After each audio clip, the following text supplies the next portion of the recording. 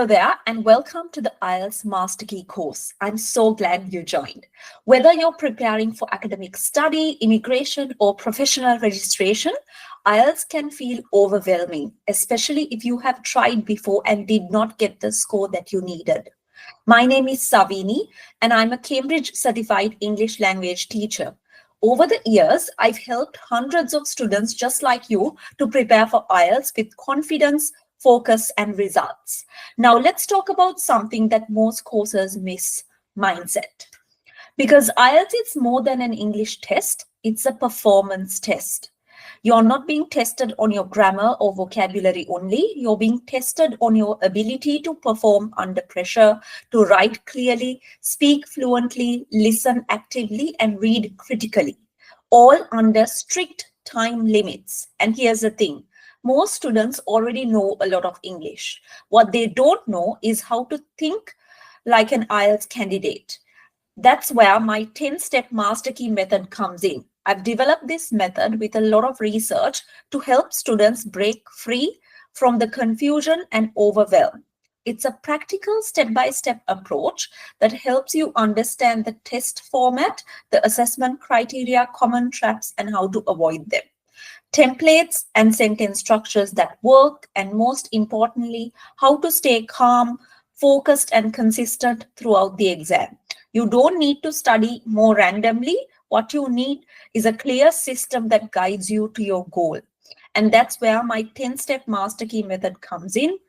And whether you're aiming for band 6, 7, 8 or higher, this course is designed to help you stop guessing and start scoring. I created it for people who don't have enough hours to waste or who don't have a lot of time in their daily routine. This is for people who want to prepare smart, not just hard. So before we begin, take a deep breath and remind yourself you can do this. You don't need perfect English. What you need is strategic English. Under pressure, in test conditions, to maintain calm and confident. And you are about to learn how to do just that. So let's unlock IELTS together using my master key method. Click next and I'll see you inside. Start with IELTS preparation. So I want to talk about the results sheet first, because in the previous video, we've talked about the mindset. We've talked about where and how you need to start. So I want to start with the basics with the results sheet.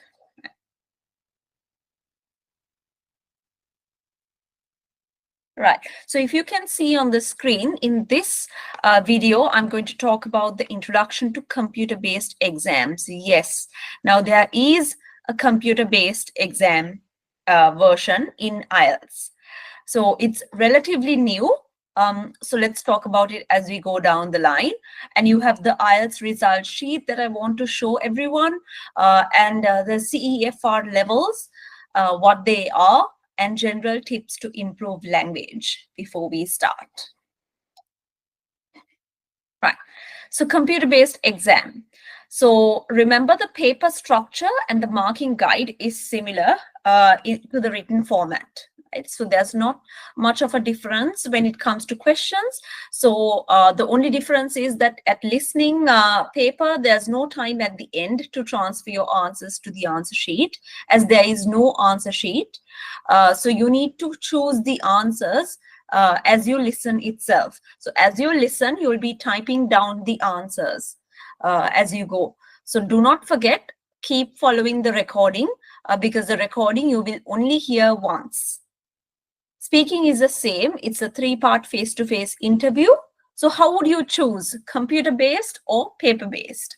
Factor 1 is your typing speed versus your writing speed. If you are somebody who is comfortable with typing on the computer and you're faster at typing rather than writing by hand, go for computer-based. If you feel like you are very comfortable with writing, your handwriting is shouldn't be perfect, but it can be readable, writing is the way to go. And factor 2, which module do you want to achieve the required score in? Right? So if your priority is in writing, you feel like writing is one of your weak areas, then you should go for the computer-based test. And if your priority is in listening and reading, if you feel like you can't follow the text on the screen that well, or you're not good at reading on the screen, then paper-based test is the way to go, right?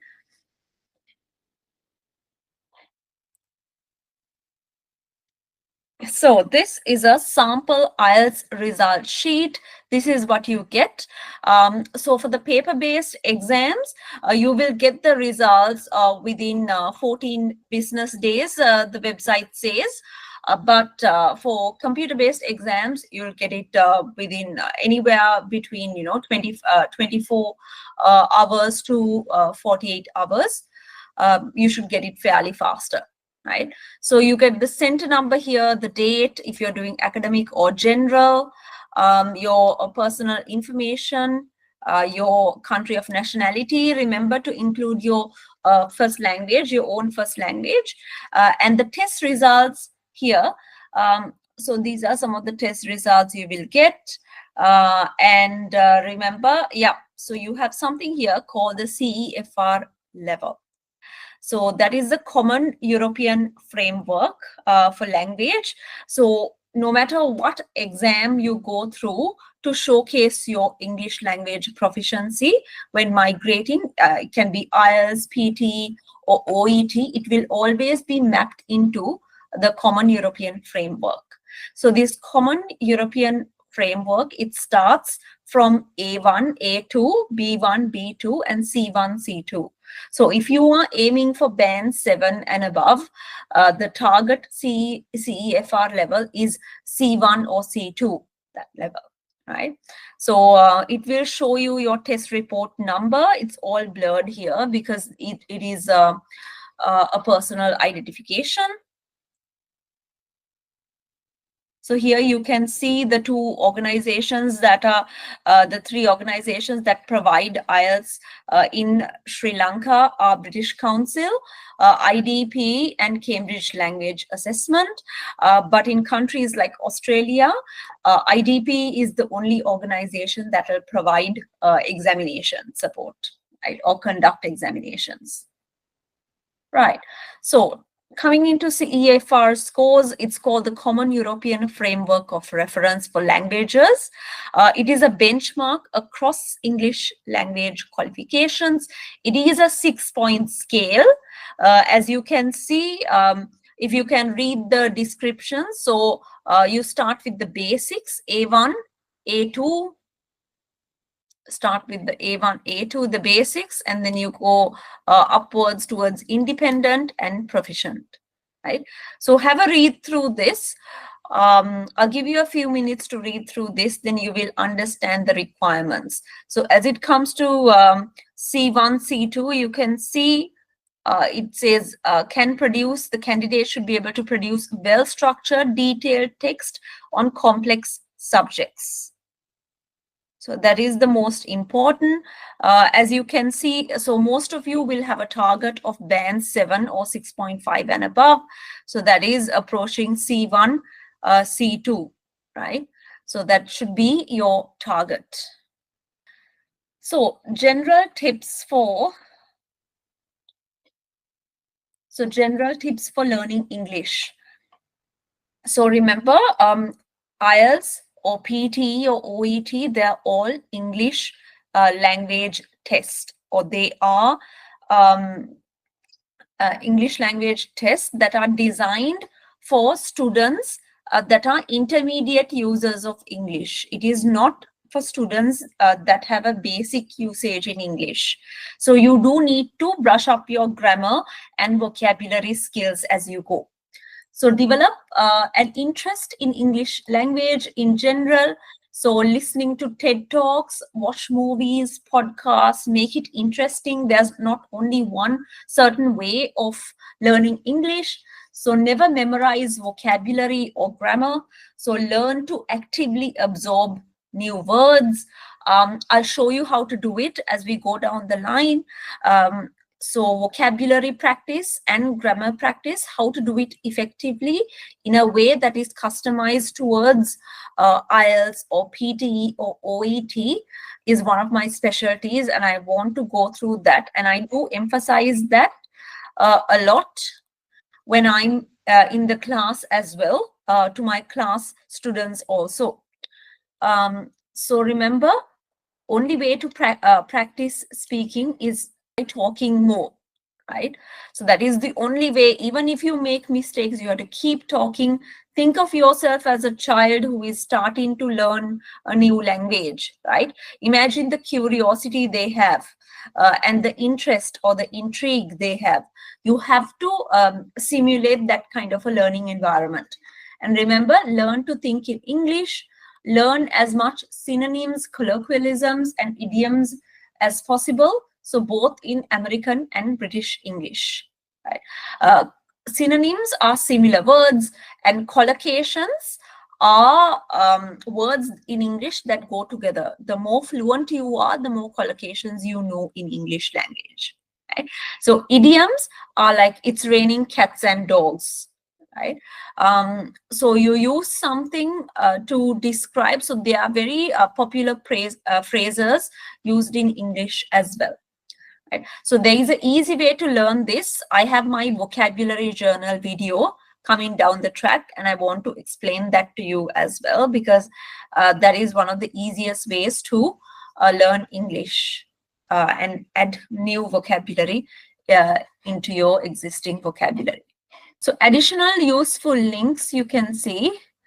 I have included my English level test, which is the mock test that I recommend all my students to take before they start classes with me, because it will tell you what your current CEFR level is, or what your current IELTS band score is before doing any preparation.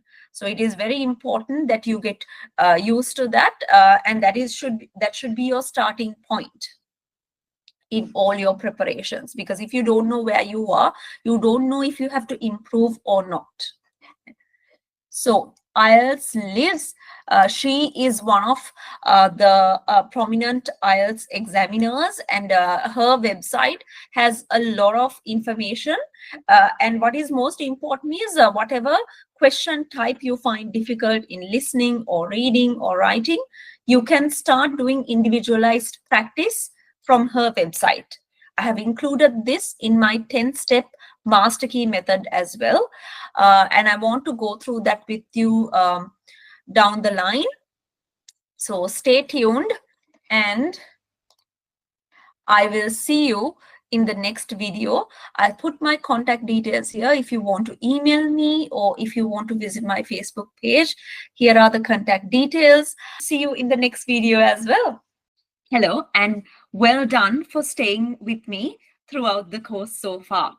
So I hope you're ready. Now I'm going to talk about the IELTS preparation. So previously we introduced the IELTS result sheet, what it looks like. We talked about CEFR values and what it means to you as an IELTS test taker. And secondly, we spoke about, and next we spoke about grammar and vocabulary tips in general. And what are the updates for 2025 IELTS test takers. And now we are going to talk about IELTS preparation. Now I'm going to talk about the whole exam from a bird's eye point of view. So let's dive in. Right. So IELTS preparation. What do you know about this so far? So today I'm going to talk about what is IELTS, the IELTS band score, and how to get ready for the exam, and the differences between academic and general training. So if you are familiar to IELTS and you want to go ahead straight to the modules, feel free to skip this video. And before we start, a quick icebreaker. I'll give you 1 minute. What do you think about IELTS? So which picture resonates the most with you when you think about IELTS preparation? Are you going like, I can't do this anymore? Or are you enthusiastic? Is it the first time you're doing IELTS, or you're getting ready? What are your thoughts? So have a quick think about it, and we'll dive into the introduction. So with that, with a little bit of laugh, so let's go to IELTS. What does it mean and what does it do? So it basically measures your reading, writing, listening, and speaking skills, and assesses your ability to communicate for work, studies, or basic day-to-day things in an English-speaking country. So the purpose is to make you as independent as possible, and there's lots of different exam centers in Sri Lanka, like British Council or ACBT, and here in Australia we only have IDP, that is the exam center. So in the previous videos, I mentioned that IELTS is a collaboration between Cambridge English Language Assessment Center and IDP Education. So IDP Education is the only examination conducting body here in Australia. And if you're elsewhere, British Council might be a good option for you. Right, so IELTS band score, what does it mean? Right. So if you sit for the exam, you will receive a score from 1 to 9 in each part of the test. That is between 1 and 9 in listening, reading, writing, and speaking, and the average produces your overall band score. And you also get 0.5s like 5.5, 6.5, and so on. Right. How to prepare for the exam? So understand the test format. It tells you what to expect. So my process is, you have 2 steps here. First step is to understand the test format. It tells you what to expect, and it talks about the content for each parts of the test, for listening, reading, writing, and speaking, and different types of questions that are asked in each part. You have to know which question type comes after which one. Right? So that initial step-by-step process, you need to know the test format, right? That's the very basic. And step number 2 is the focus preparation activities. That is very important. So it tells you, first step is Cambridge IELTS papers are the ones that are very similar to your real exam. So at this moment, IELTS book 19 is the latest book that is available to you, and then you can download it online as well, or purchase it at your nearest bookstore. So IELTS practice test papers and answers published by Cambridge Press is your official past paper set, right? And then you have the practice test under time conditions, and homework for me in class is very, very important to me, because it tells me how committed you are for the exam. Okay? And right, so IELTS academic versus general, right? So remember, listening and speaking are the same papers for both academics and general. It's only the reading and writing that changes. So usually, depending on the country that you take your IELTS exam, so you will have the first 3 exams here. That is listening, reading, and writing. You will sit on the same day, and speaking, you will either sit on the same day or within 7 days before or after the other 3 exams. Right? So in a quick snapshot, listening has 40 questions divided in 4 sections. 1 question is 1 mark. And for the paper-based exam, you have 30 minutes plus 10 minutes extra to transfer your answers to the answer sheet. The only difference in the computer-based exam is you have 30 minutes of listening recording. And as you listen, you have to type your answers in the answer sheet. And because of that, you have only 2 minutes extra at the end for your computer-based exam. Right? So reading is also the same. You don't have additional time here to transfer your answers to the answer sheet, or additional time to look at. So as look at the answers, so just 60 minutes and you have 40 questions to answer. Read and type like that. So only 1.5 minutes per question. So you can see that reading is very critical as an exam. So it is time constrained a lot.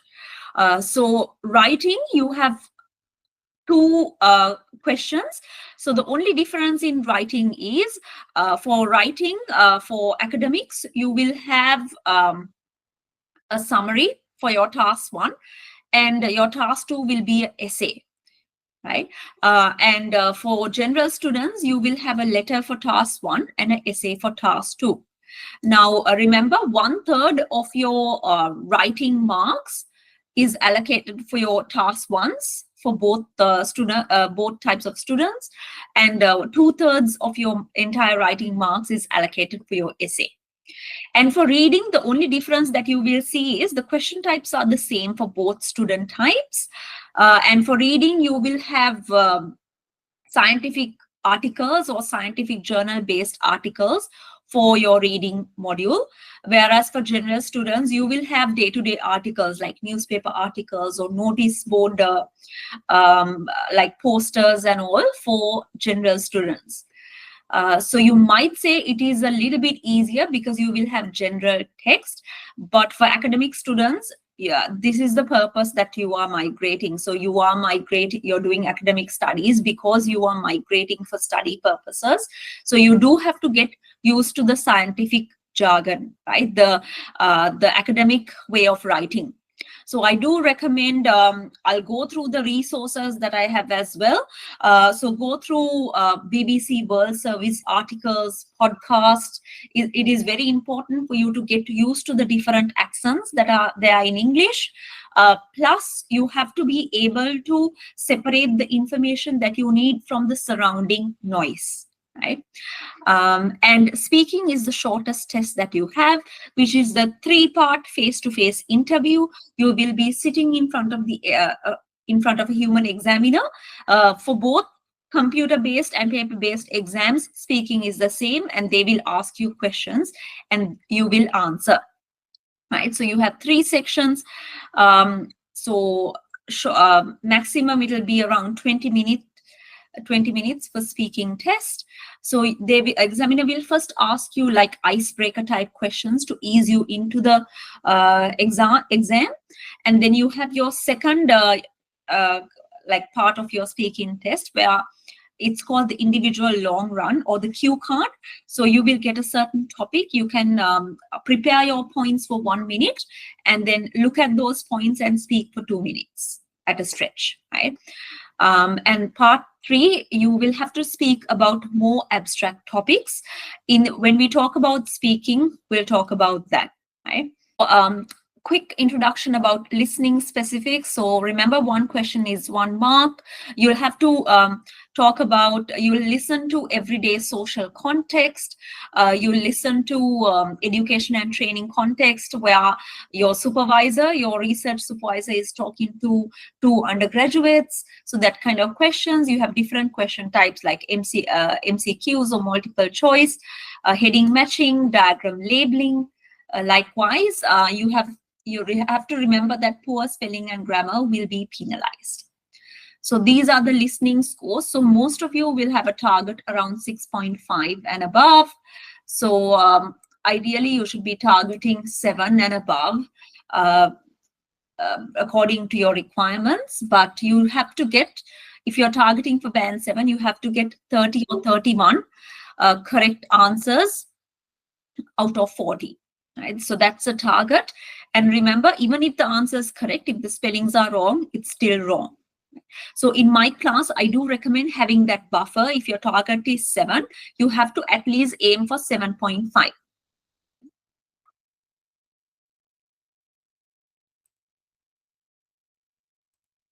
Right. So reading specifics, remember, for both student types, you don't have extra time to transfer your answers. So again, you will have a different type of questions here. You will have something called true, false, not given, where you are supposed to compare the question statement to the idea in the paragraph. So we'll talk about that further as well. And yeah, so here you have a different score table for academic students and general training. So again, your target might be 6.5 or 7. If you get 30, 31, 32 correct answers out of 40, then you get Yeah.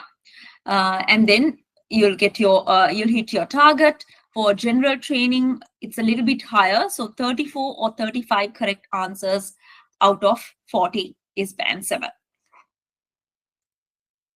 So this is in a snapshot what the result sheet will look like. It might be a little bit different for paper-based exams here and there, but the gist is the same.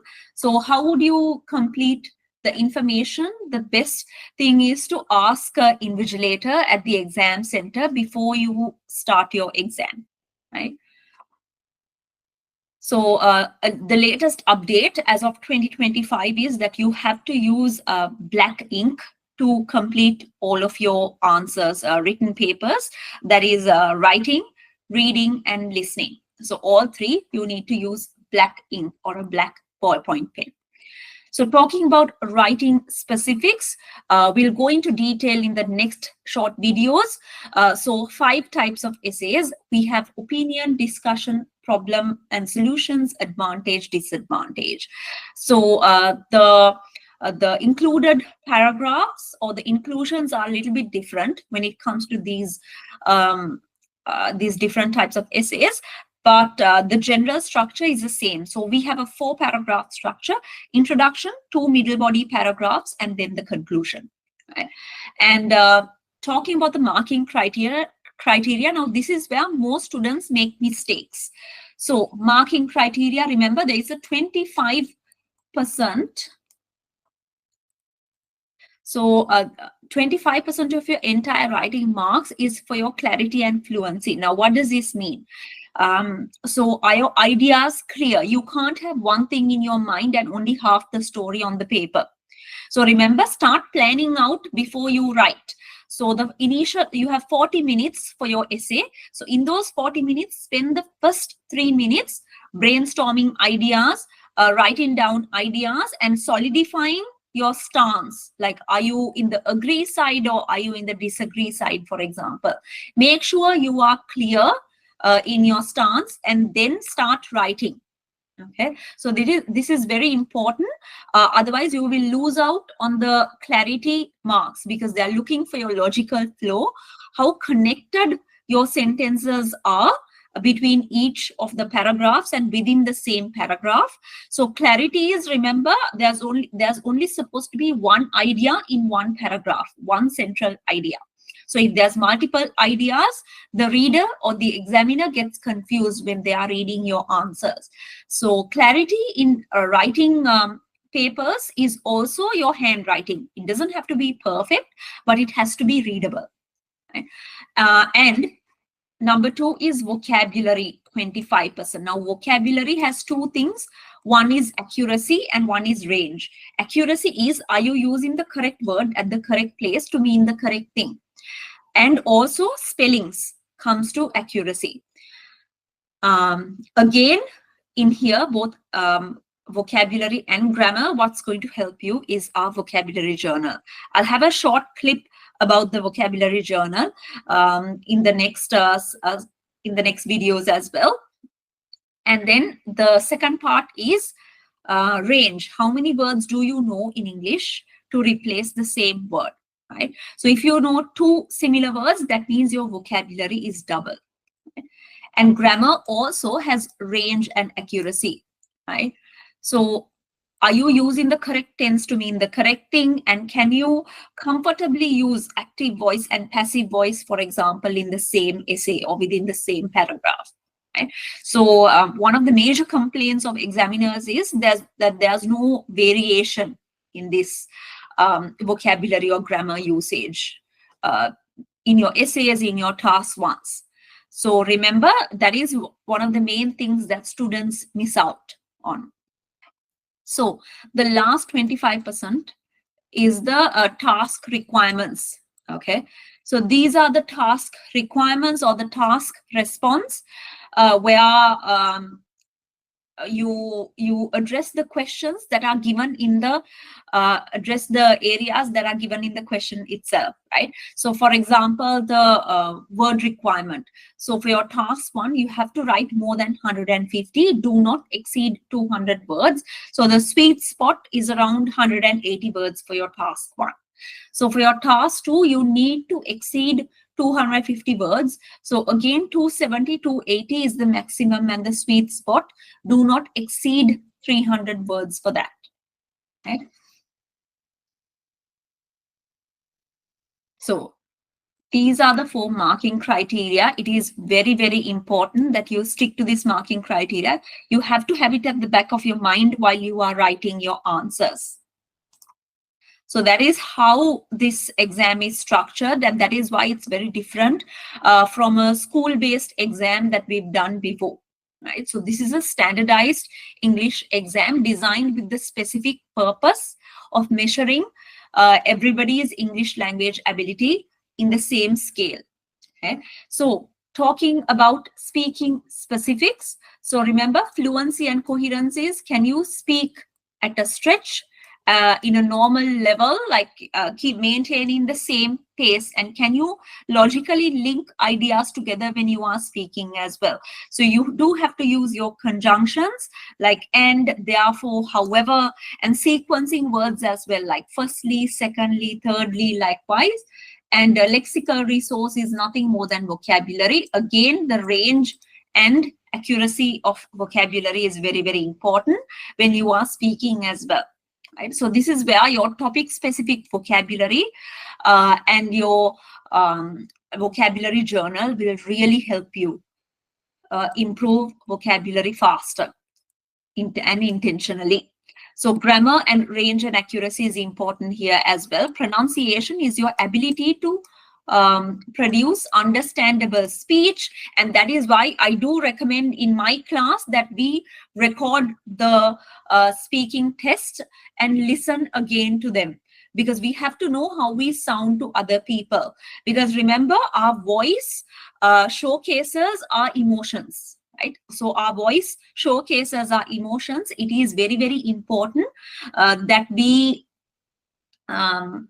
use our voice appropriately when we are speaking to convey meaning. It's not only what you say, but how you say it as well. Using hand gestures, using your facial expressions, using voice modulation, the ups and downs in your voice will help you get more marks for IELTS speaking for sure. Right? So let's go through these areas together in our next units. And next, I am going to talk about my IELTS Master Key method. That is my 10-day study plan that I have devised after doing a lot of research. And I know and I guarantee that this will work for you if you stick to it religiously. Right? So I'll see you in the next video. Thank you for sticking with me. Before we get into the details of the exam, it is very important for you to know the 2025 changes for the IELTS exam. Right? So let's go and find it out. In this video, I'm going to talk about the computer-based exam, just a quick recap of it, new trends for 2025, and 5 tips for IELTS. The recap of computer-based exams. Remember, the question types and the marking guide is very similar to the written format. The only difference is that in one format, you'll be typing the answers, and in other format, you'll be writing down the answers by hand. Right? So listening module, remember, there's no time at the end to transfer your answers to the answer sheet, as there is no answer sheet. So you need to choose the answers as you listen yourself. Right? So write down the answers as you listen yourself. So there's a fair bit of multitasking for you to do. So listening module, remember, it's 30 minutes long with an additional 2 minutes at the end to check. Right? So 30 minutes long with an additional 2 minutes at the end to check, and that's it, because you will be typing the answers as you go along. Remember, speaking is the same face-to-face 3-part interview. Reading is also the same, reading as well. Anyway, you didn't have additional time to transfer your answers to the answer sheet in the writing exam. But computer-based exam, you'll be doing the same. You'll be typing down the answers as you read. So, new trends for 2025. Remember, in the listening paper, sections will become parts, right? So sections will become parts, and example from listening section will be removed completely from the recording. So if you have noticed in the previous sections before 2020, remember, you used to have an example, and that recording was repeated as you started the marking like portion of the exam as well. So this example will not be there in the real exam from 2020 onwards, and no page number references in recording, right? So in your listening recording, instead of saying now you have some time to look at 11 to 17 questions in pages 7 to 8, they will only say now you have some time to look at questions 11 to 17, right? No page numbers will be involved. So most importantly, these are some of the latest trends. So from Jan 2025 onwards, you will only use black ink or black ballpoint pens for all 4 modules. That is the same for reading, listening, and writing, right? Only black ink or black ballpoint pens will be used. This is more so, it will be useful towards scanning. So when they are scanning your answers, because your writing and reading, your reading and listening answers will be scored through a system. So in order to make it easier for the system and for the scanning to be more visible, black ink will be used. So remember this when you go to the exam, and you cannot take any stationery with you from home. The exam centers will provide all of it. So no need to worry about that as well. And for some professions, the IELTS overall score has increased to 7.0 from 6.5. So I'm reading from IDP IELTS website itself, and it says the AFRA or AHPRA, which is the Australian Health Practitioner Regulation Agency, they have revised their English language skills registration standards for April 2025. And the IDP website says the updated ELS standards include a reduced writing component score for writing only from IELTS 7 to 6.5 or equivalent.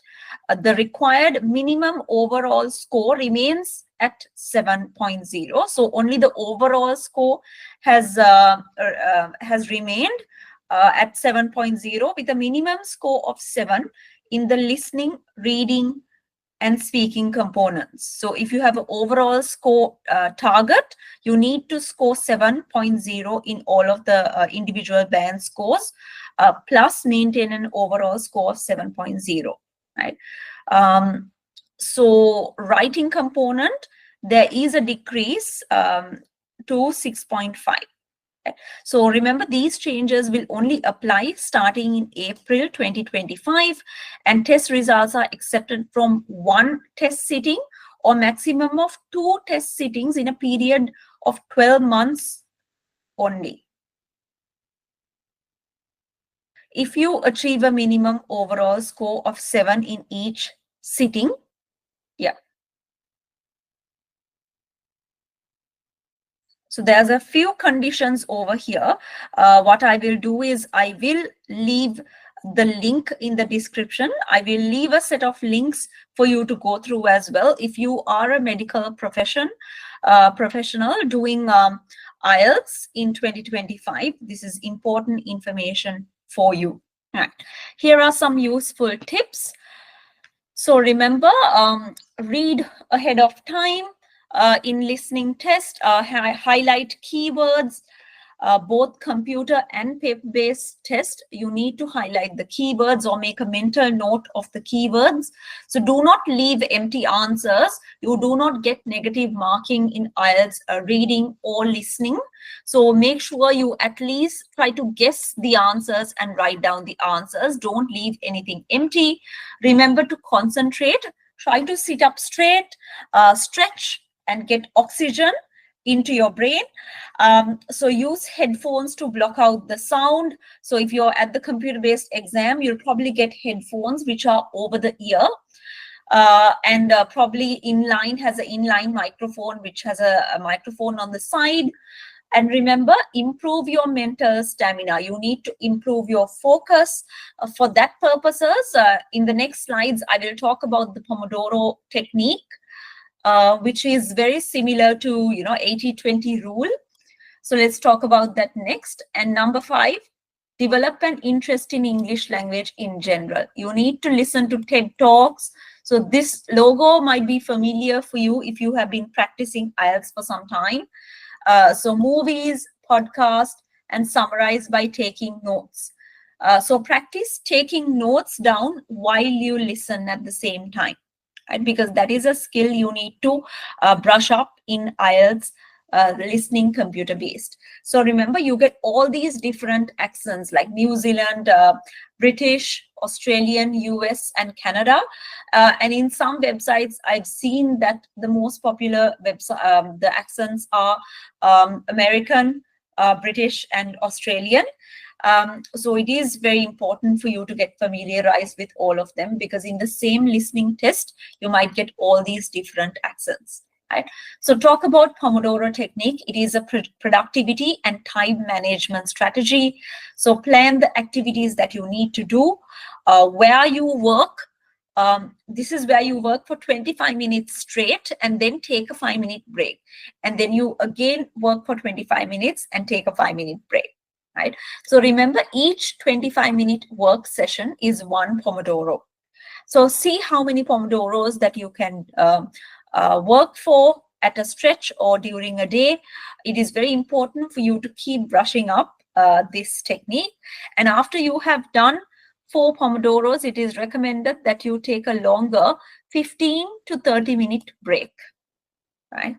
So there are lots of mobile apps that will help you with Pomodoro as well, or you could even use an alarm strategy or set up an alarm on your phone to help you with this as well. Or if you feel the mobile phone is distracting you too much, you can use a manual alarm as well. So the next important technique, I personally use this as well, time blocking or time boxing. So it's a time management strategy that it basically involves dividing your day or week into specific blocks of time. Right? Where at a certain block of time, let's say from 6:30 to 7:30 in the morning, the only thing that you do is your work task number 1. The only thing that you do is, manage your time or prepare your daily schedule within that hour. That's it, right? So do not overcomplicate it. So if your work day is from 8 a.m. to 8 p.m., make sure you time block it, and by including everything that you need to do within that time, right? So it actually generates into a manageable daily to-do list. Right? So with work task number 1, 2, 3, and all that, so you can easily add it. I've actually added a YouTube video over here for you to have a look. So this is one of the simplest YouTube videos that I found when I was searching for time blocking or time boxing. So I'm sure it will help you understand as well. There's 2 ways to do this. One is manually, like writing down in a book or a paper what you need to do for each time block. So manually, you can draw something like this and manage your time. And the other method that I have personally found useful is using Google Calendar to do time blocking. So that has been my go-to, because my phone is always with me. So that has helped me a lot, especially in preparing for special exams or preparing to meet deadlines, such as your IELTS exam.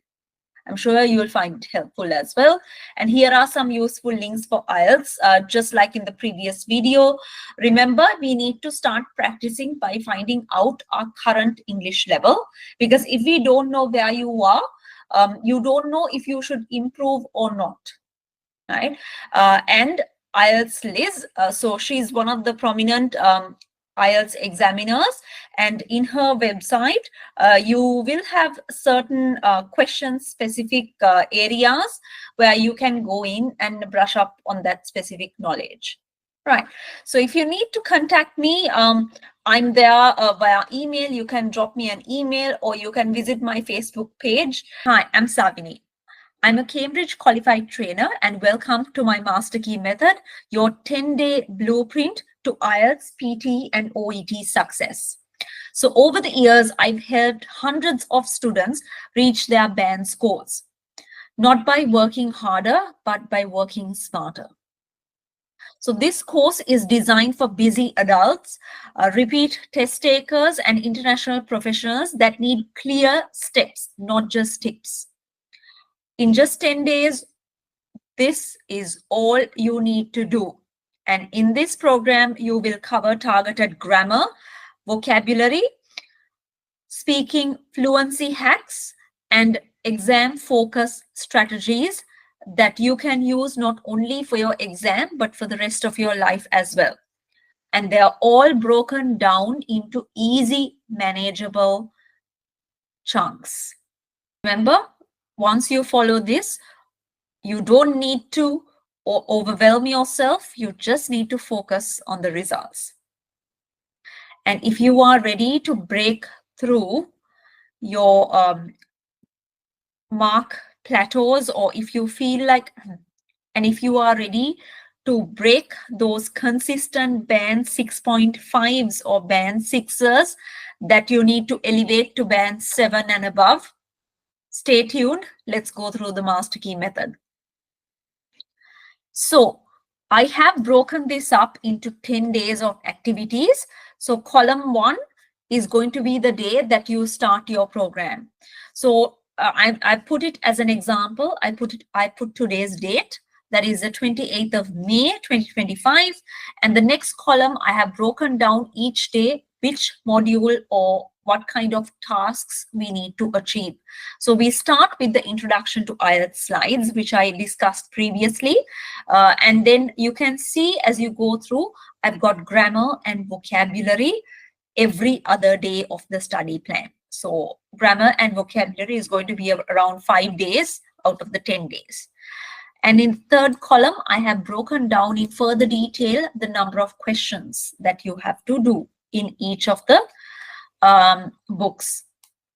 So my grammar book and my vocabulary book that I'm going to attach to this course are designed as self-study books. So they are designed as self-study books. So you can practice on your own, and the answers will be at the back. If you have any questions regarding your grammar, vocabulary, and your Master Key Method practice, do email me. I put the contact details here as well. So the time spent. So I have broken down for each and every activity how long you have to spend. So roughly it's around 2 to 2.5 hours per day.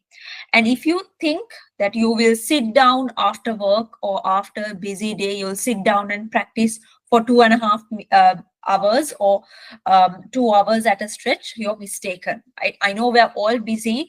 We all have our daily activities to do, and often IELTS or PT practice is pushed to the back of our priority list, right?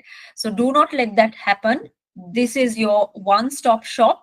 You will get there if you stick through with your consistent practice. And language learning is definitely not something that you can do one day and do 2 weeks after again, right? That's not how it works. You have to do something small every single day. So start analyzing your routine now itself. Start analyzing your routine today itself and find out where you can find those 10-minute, 15-minute, 20-minute gaps. That's fine.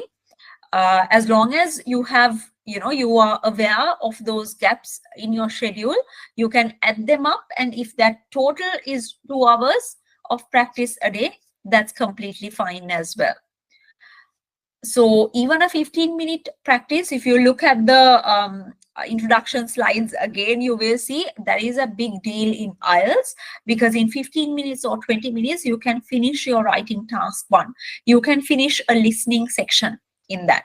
So there is a lot that you can do even in that little time. So don't get disheartened that you could only do around 15 minutes of practice or 10 minutes of practice on the first day. Keep going and you will get there, and I'll be there to help you every step of the way. Okay, so let's get to it. You can see in red, I have highlighted the additional reading over here in red. So that means you do need to do some additional reading, unfortunately, because we need to improve our reading speed. In reading, you will see that you only have 1.5 minutes per question. So that means you have to read around 200 words within that 1.5 minutes and find the answer and write down the answer. So that is a lot of tasks to do. That's a lot of multitasking that you have to do within that time. So remember, you have to reach a reading speed of 200 words per minute. We'll talk about how to reach that reading speed in that required time when we come to the reading video. So stay tuned. And I have mentioned about the vocabulary journal as well. I'll talk about that after. Vocabulary journal is very important for you to understand how to build your vocabulary from scratch. Build your vocabulary from scratch. And yeah, so you can see I have put a lot of time. I've invested a lot of time to analyze the weak areas. It's not only about doing past papers blindly, but doing that deep dive into that paper and that deep analysis as to what's going wrong. Is it the spellings? Is it the vocabulary? Are you not familiar with that kind of a speaking topic? What's going on? You really need to know.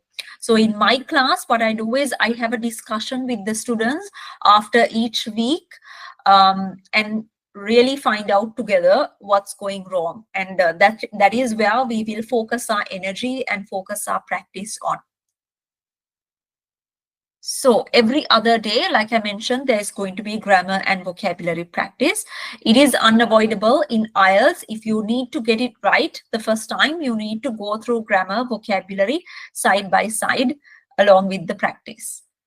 And on the 10th day, I have put a mock test to analyze the remaining weak areas, right? So everything that you have studied so far within the 10 days, I have also allocated an additional day to the study plan to target those weak areas. So that additional day, the 11th day, you will spend 3 to 4 hours of revision and do some targeted exercise. So IELTSLiz.com is a good website for you to do your targeted exercise from.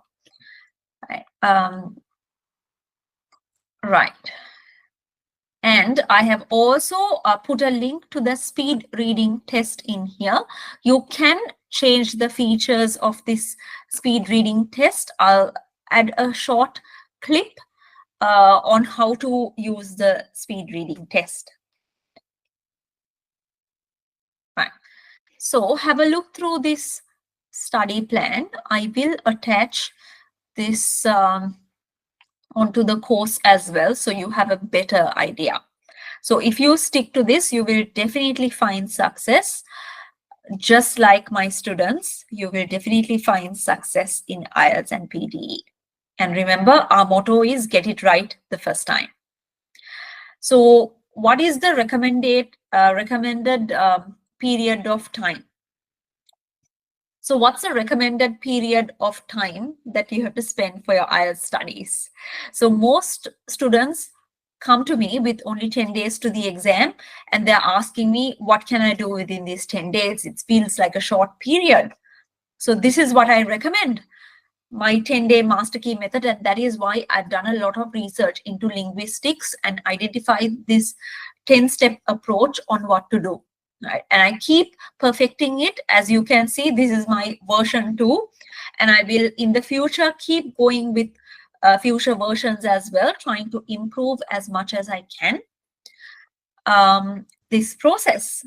And ideally, I would say no matter where your starting point is. So first of all, remember, how would you find your starting point? You have to go through the mock exam for IELTS. You have to go through the mock exam that I have put in the link in the previous slides. So in that mock exam, there are two exams. One is the listening test and one is the grammar and vocabulary test. Now, it is very important because IELTS, PT and OET, those exams, they do not directly address your grammar and vocabulary levels. Rather, they test them indirectly. So in order to find out what your grammar and vocabulary levels are directly, you need to do that exam. And feel free to send me a screenshot of your final results as well for each of the tests. Yeah, so that is where we are at the moment. That should be your starting point, no matter what level you are. And then we will work towards that band 7 target. Okay, so band 7 or above, you need to stick to this method. I cannot emphasize that enough.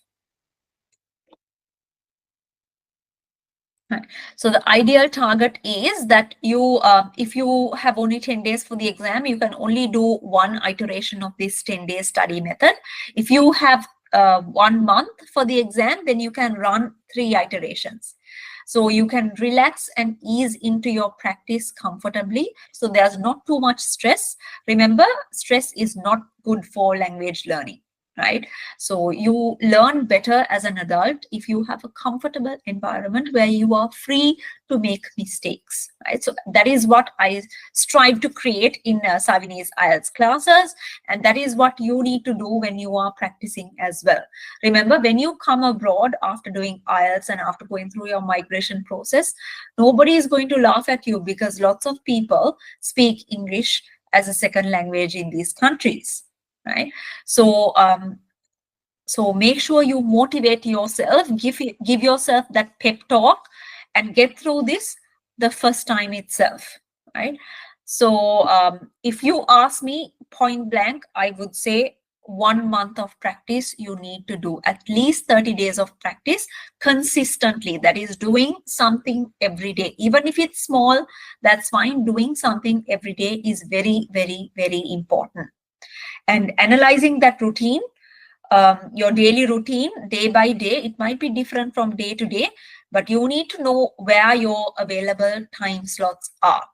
And use this method. You can either put it in an Excel sheet and have it open on your laptop or your computer, or you can actually print it out and put it on the wall in front of your study table. Whatever works for you, you need to know who you are as a learner. Are you a visual learner? Are you an auditory learner? Are you a learner who is kinesthetic, that is, learns by doing the activities? And yes, so make sure you go through this. Yeah, make sure you go through this study plan and do everything according to the study plan. So I look forward to seeing you in the next video. We will talk more detail about the individual modules now. Hello and welcome to your next session. Now today we're going to have a look at improving vocabulary for IELTS, PT and OET. Let's look at the outline for this video. Why do we need to improve our vocabulary? Which vocabulary do we need to improve? What's the method to improve your vocabulary? Right. So starting with, why do you need to improve your vocabulary? Remember, vocabulary is the foundation skill for all 4 modules. It's one of the foundational skills for all the 4 modules. You have grammar on one side and you have vocabulary on one side. And remember, it is difficult to trick human examiners. When it comes to IELTS, you have human-based examiners. And now in 2 question types in PTE, you will have human examiners as well, such as describe, image, and retail lecture. Okay, so remember, you need to have a strong foundational knowledge of vocabulary, and I'll tell you how to do that. Right? So, for example, when you're writing for essays to generate ideas, remember, deforestation is caused by human activity? Have a look at this question. So deforestation is caused by human activity, and it's happening in many parts of the world with serious results for the environment. What do you think can be done to solve this problem? Now, example essay question. You'll get many of these essay questions throughout your practice. How would you generate ideas? Right? So start writing down. Don't worry about if the idea is correct or not. Just start writing down a few words. Basic amenities or basic facilities, animals, like creating sanctuaries to protect the endangered. So think about the W words. What, why, who's getting affected, what will get affected, and why do you think these things, objects or people will get affected? Okay, so and lastly, how will they get affected? So start jotting down these ideas, and then after you have these ideas on a blank piece of paper, then you can actually structure them out. Right?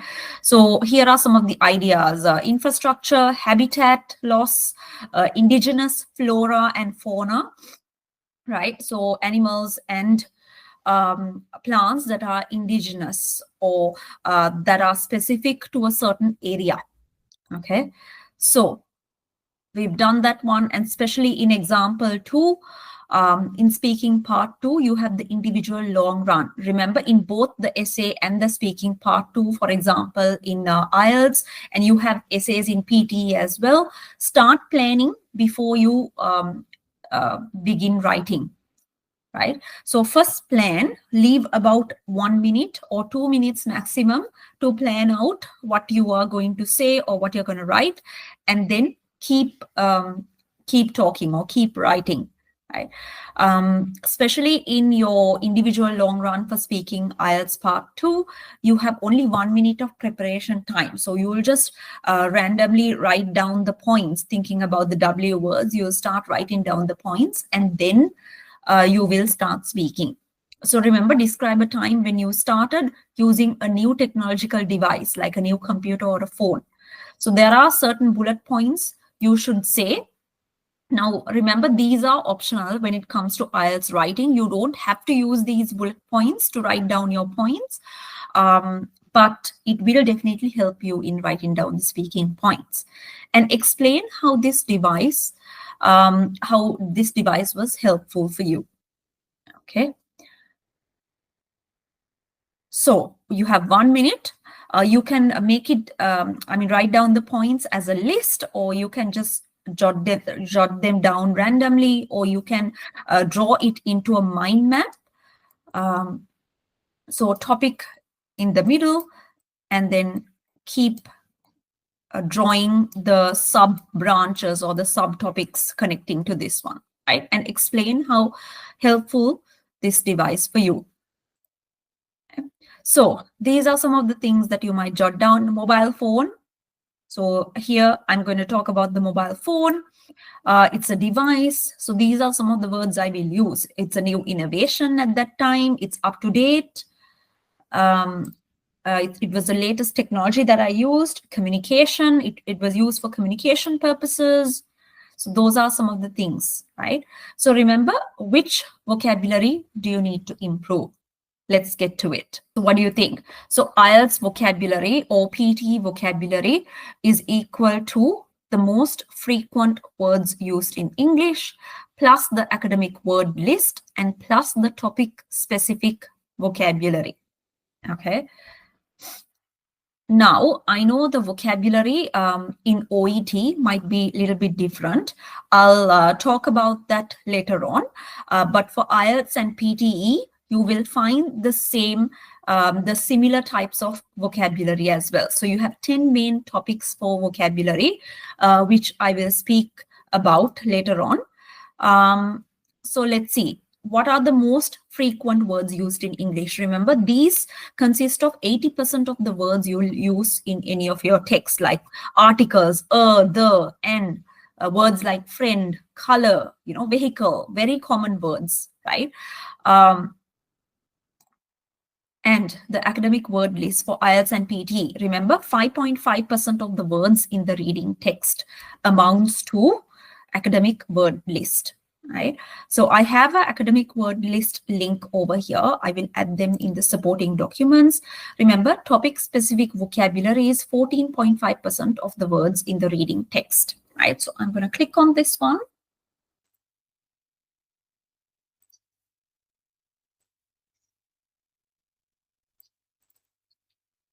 So this is the PTE academic collocation list, or the academic word list, we call it in PTE. So remember, collocations are words that are always coming together in a certain language, right? So this is the academic collocation list. As you go down, you will see these are some of the words that are commonly used together in English. The more fluent you are in English, the more collocations you are aware of and that you can use, especially in questions like fill in the blanks. For example, for IELTS and PTE both, you will have to use this academic collocation list.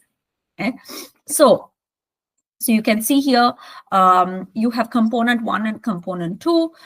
If this word, for example, is used in the text, if there's the word concept and there is a blank in front of it, most likely it will be abstract, right? Most likely it will be abstract. So you will see the categorization. So abstract is an adjective and concept is the noun that is connected to that. Okay, so remember these joined words and these academic collocations are very, very important for you in PTE and IELTS, right? So especially in the reading, fill in the blanks for PTE, it is very important that you are aware of these academic collocations. And remember, in PTE, reading and writing fill in the blanks is one of our high priority questions. So make sure you are aware of these collocations. Okay. So this is available to download. I will have a link to this PDF as well. This is available to download in the Pearson website. So now you know which vocabulary you need to improve. Let's move on to topic-specific vocabulary. Remember, describing your favorite animal. Now, this is an example of speaking question that you might have, speaking task 2. You should say these kind of words. As you know, there will be 3 bullet points at the end of it, and describe why it is your favorite animal.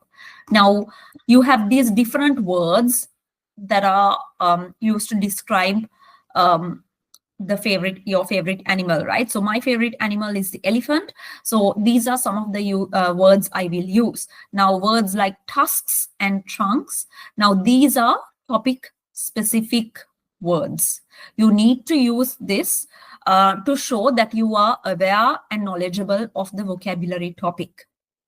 And remember, vocabulary has 2 things. One is accuracy and range. And if at any moment you feel like you're not comfortable in using these topic-specific vocabulary, switch to something simpler, right?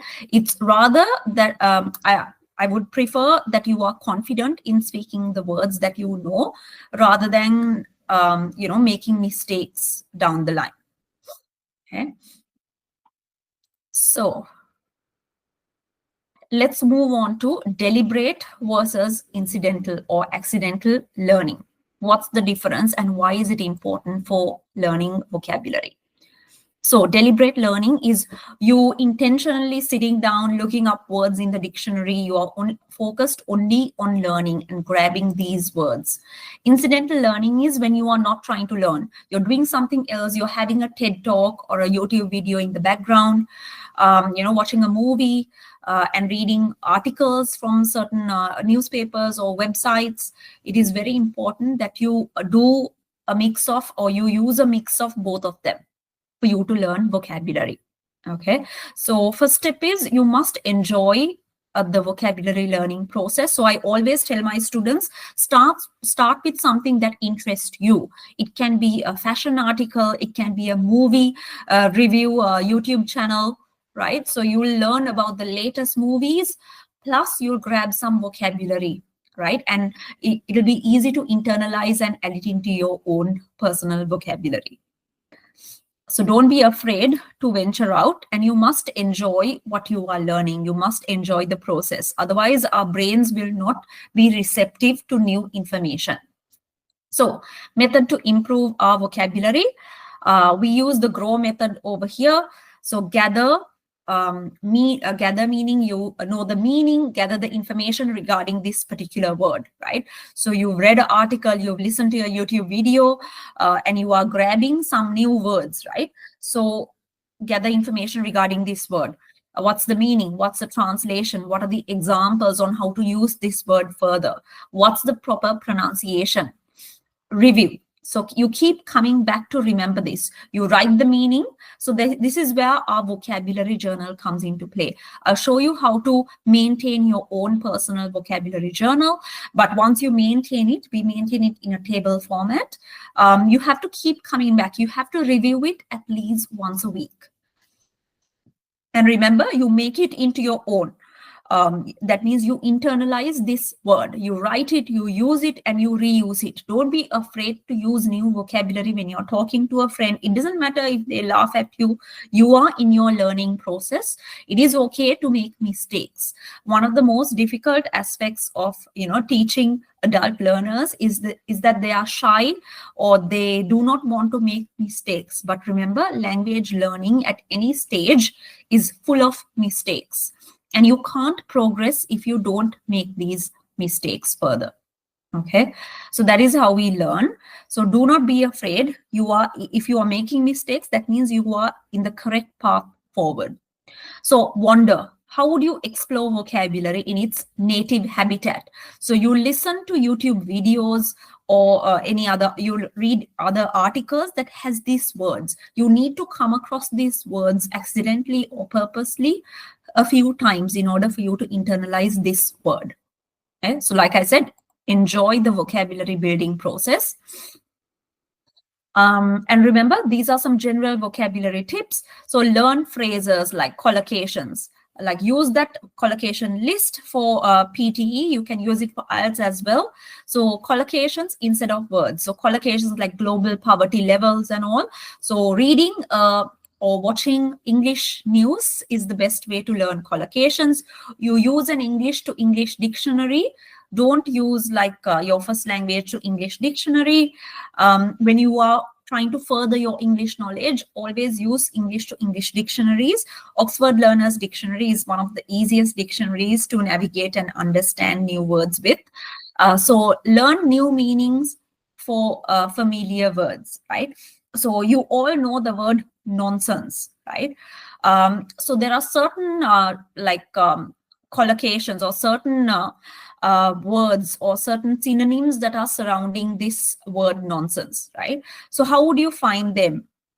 So when for example, when I watched the Harry Potter movie, I heard somebody use the word codswallop, right? So when I looked into it, codswallop means the same as nonsense, right? So how would you make a sentence with this? And another word for nonsense can be preposterous. For example, I try to make a sentence to myself with that word, right?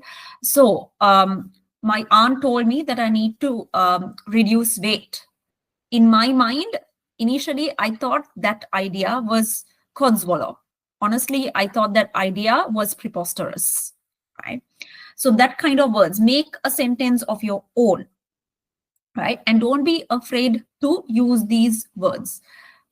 Okay? So how do you, first of all, you need to then learn different forms of the word. Now you have adjective forms, adverb forms, some words you'll have noun and verb forms. You need to know these things. So you can make a memorable story, like I mentioned before, around this word. So in order to do all of this, I have a one-stop shop, that is the vocabulary journal. Okay? So I'll go into that hereafter. So IELTS specific vocabulary tips. So you use synonyms wherever possible. Remember, it's not about difficult words. For PET, IELTS and OET, all three, it is not about the number of difficult words you know. It is about the uncommon words. So always use synonyms where possible. So instead of using the word vehicle the whole time, instead of repeating the word vehicle, which is a very basic vocabulary word, go for a word like automobiles, right? Or modes of transportation. So if you can't write that same word in another equal synonym, use 2 or 3 words to mean the same thing. And that's okay. That's totally fine as long as it has the same meaning. right? So you have to know about negatives as well. So you have do this or do not do this, right? So you have to know the opposite of those words as well.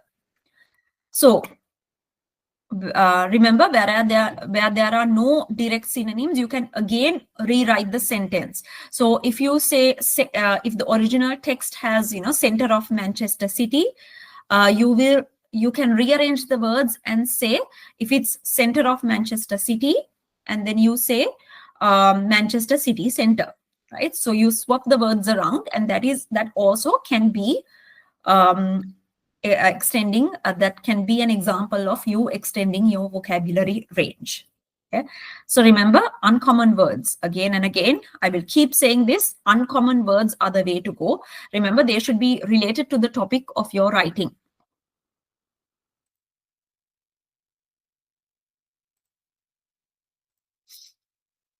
So look at this sentence. You can see the same word, different variations, but it's going to be in the examiner's eye, it's going to be the same word, right? So lying is very common in our society today. Many individuals are caught out lying, whether the lie may be big or small. Everybody lies, no matter how honest they may seem. It is unavoidable in human nature. School children are commonly known for lying or bending the truth to get out of punishment. Okay? So what are the words that you can use instead of lying? Immediately, as the examiner reads this, what goes in their mind is the student has repeated the same words about 5 times, right? So the first impression is that there is a lack of vocabulary range in the answer. Okay, and you will see when you go through the Cambridge past papers, if you look at the answer key, you will see the examiner's feedbacks in the answer key. Okay, so in that case, that will tell you that the examiner is looking for vocabulary range and accuracy.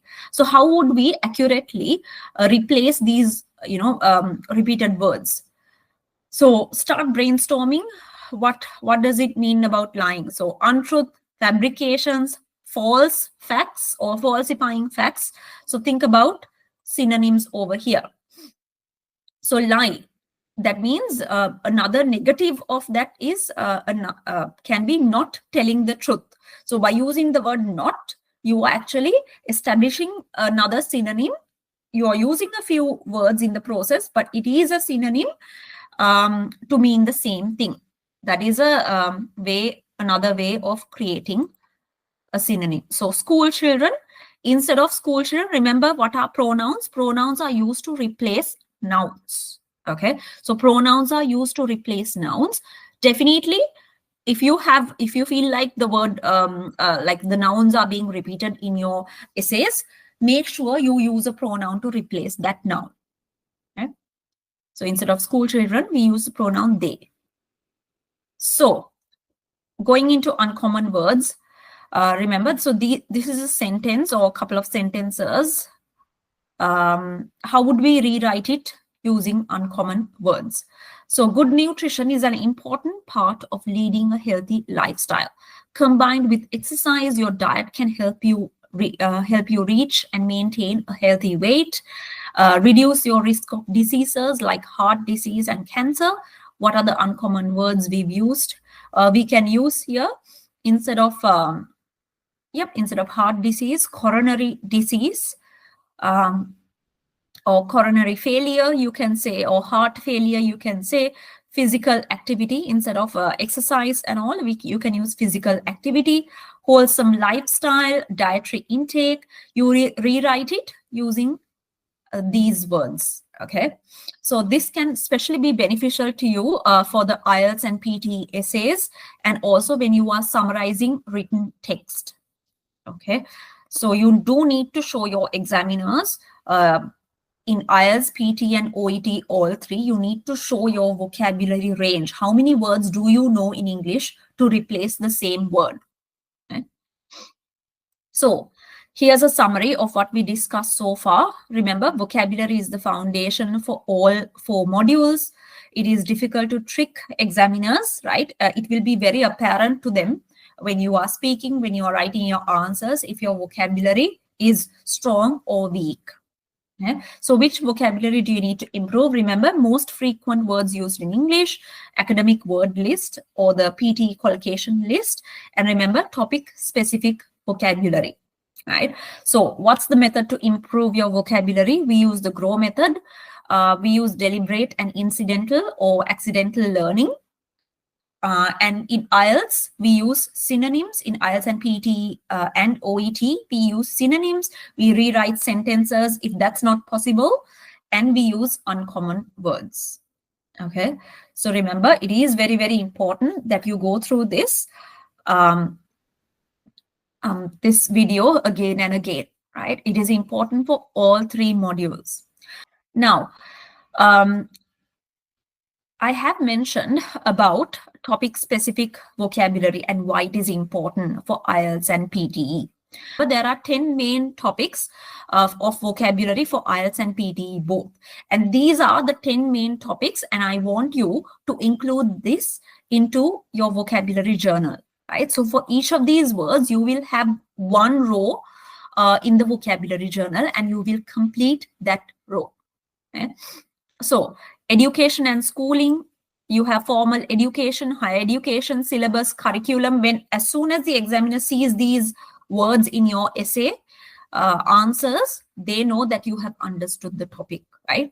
So you don't have to scatter them everywhere, but 3 or 4 words, 3 or 4 topic specific words would give you that vocabulary mark. Okay? So it's not that complicated. Don't stress out. It's not that complicated. Like I said, if you forget everything that I mentioned regarding vocabulary, remember uncommon words, right? And no repetitions. So uncommon words and no repetitions. That's it. So try to replace the common words or the repeated words as much as you can. So syllabus and curriculum, you know they mean the same thing in a general context. If you can't spell the word curriculum properly, go for the word syllabus always. Okay. So children and families, nuclear families are families where there's the mom and the dad and the 2 children, right? Extended families are where you have aunts and uncles. In some cultures, we have extended families, and in some cultures, we have nuclear families, right? So nature, the environment and energy, culture, arts and tradition, healthcare, health and sport, global and social problems, cities and infrastructure, including the countryside and agriculture. So government and authorities, work and career, children and families. So basically all of the essays that you do in IELTS and PTE, they will come under these 10 specific topics, right? So they'll come under one of these 10 topics. So your goal is read the question carefully, understand what they're asking you, and quickly identify which topic specific vocabulary it belongs to. And in your planning stage of the essay, write down 3 or 4 words that are belonging to that topic. So thank you for staying with me so far, and let's go to the vocabulary journal where I can tell you how we maintain a vocabulary journal. Let's have a look at the vocabulary journal. Let me make it a little bit bigger. No, too big. All right. So let me make it a little bit bigger, and here we are. Right. So vocabulary journal, how would you maintain it? If you find any difficult words in your reading papers, in a magazine article, or in a newspaper article, or online on a website, or online on a YouTube video, I would actually write this down in my vocabulary journal, right? So the word innovation is difficult for me. Now, which vocabulary area does it belong to? Remember, previously I went through 10 vocabulary areas. So I would put one of those in here.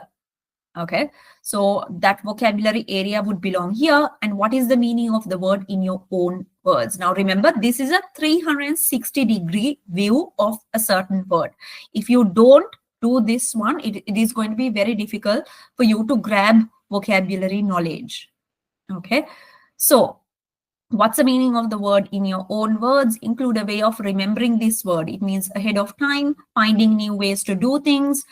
And remember, word family members. Now, you can't say that you know a word 100% if you don't know the different variations of this word. Now you have nouns, noun forms, adjectives, adverb forms, or verb forms in any of the words, right? Some of them might not have an adverb form, that's fine. But whatever the different variations of each word, you need to maintain them here, because you can't, like I said, you can't say you know the word if you don't know the 360 degrees of it. And how would you use this word in a sentence? So you create your own sentence, or you create your own story in here as a way of remembering this, and write 2 synonyms. Remember, this directly links to vocabulary range. Okay, so remember, if you have 2 synonyms, that means you know 2 words that are similar to this particular difficult word, right? So you know 2 words, that means your range is effectively doubled. Okay, so opposite word over here, you find 2 opposite words in here as well. And the last column is very important. Remember, 25% of your entire speaking mark for IELTS speaking, and also you have a portion like around 1/3 of your speaking marks for PTE is for pronunciation. So pronunciation, you can't get it wrong. What I would recommend here is, I know most of the people who do IELTS, they have their first language and they learn English as a second language. So in this case, we use one of our linguistic techniques, that is using our first language to learn our second language, right?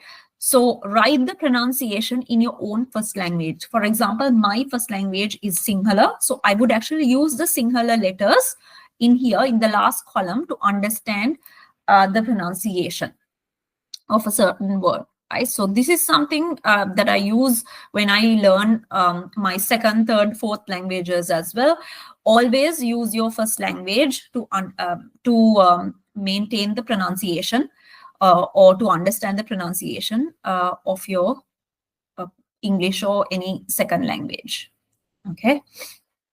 So for each word, you will see there will be a row, and your exercise is to go through the previous like the document that I went through. I will attach that document to the description as an exercise. You have to maintain all of those words in your vocabulary journal. Okay. So the word dismiss is related to work and occupation vocabulary area. It means you're not considering something or someone. Right? And you maintain your word family members like verbs, nouns, adjectives, versions of it. And again, how would you use this word in a sentence? Write 2 synonyms and 2 opposite words and write the pronunciation in your own language. Now, these are some of the vocabulary flashcards that I recommend you use. So whenever you are, going on the bus or you're in public transport, quick 2 to 3 minutes, you can quickly get some vocabulary knowledge on the go as well. Okay. And you can also stay tuned to my YouTube channel. I produce some vocabulary videos as well in the form of shorts for you to understand. Okay. So oxfordlearnersdictionaries.com. So this is one of the most important dictionaries and one of the most easy to use dictionaries in the world. So if you are studying or if you are reading an article on your laptop or on your computer, you can quickly open this website up in a browser. So type the difficult words and you will see this is there in Google as well. You will have the pronunciation icon. So in Google, if you search a word, next to it, there will be a loudspeaker button. So click on this to understand the correct pronunciation.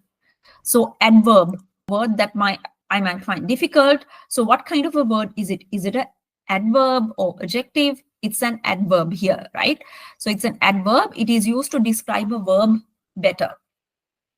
So there are word list in here. There are some grammar tips in here as well. Word list here, grammar tips, certain resources. Right. So let's get back to the vocabulary journal. I hope you understood how to maintain this. This is very important. You do need to put the groundwork in. Remember, vocabulary is a foundational skill. You can't aim for band 6 or band 60 and above if you lack in these foundational skills. So that is a target. It's not only about doing the past papers or sample paper practice or going through, AI-based marking systems. You have to have vocabulary and grammar side by side along with past paper practice and AI-based marking practice. Okay. So I'll see you in the next video. Hello and welcome to IELTS PT and OET grammar session. So let's get on to it. Starting with IELTS, PT and OET grammar, you do know that grammar and vocabulary is one of the foundational skills. So for both, for all three exams, IELTS, PT and OET, grammar and vocabulary are two of the foundational skills. So let's get through with IELTS, PT and OET grammar. So I have broken it down into 5 different areas for you to have a look at. First, we'll start with the basics, word order in English. Now, this word order is consisting of subject, verb, and object. Subject is typically a noun or pronoun, a person, place, or thing. A verb is the action or state of being. An object is the word or group of words that are influenced by the verb. Right? So SVO is the standard word order, and we also call it active voice. Now you can see why word order is important. It distorts the meaning or it impacts communication skills if the verb is out of order. Now the verb will stay put and the subject and the object will change places. You will see that when the verb is out of order, the meaning is not there. So this is why it's very important. And yeah, so the correct answer, as you would have guessed, is B. The boy dropped the ball. So let's get on to verb properties. Let me make this a little bit bigger. So yes, verb properties for IELTS, PT and OET purposes, what you need to know is voice, active versus passive, how to effectively use this in the same body of writing. And then you have tense variations, and then you have number. Now this is for proofreading purposes, right? So starting with subject verb agreement, we start with number. Remember, subject and verbs must agree in number. So here the verb is highlighted in green, subject is highlighted in yellow.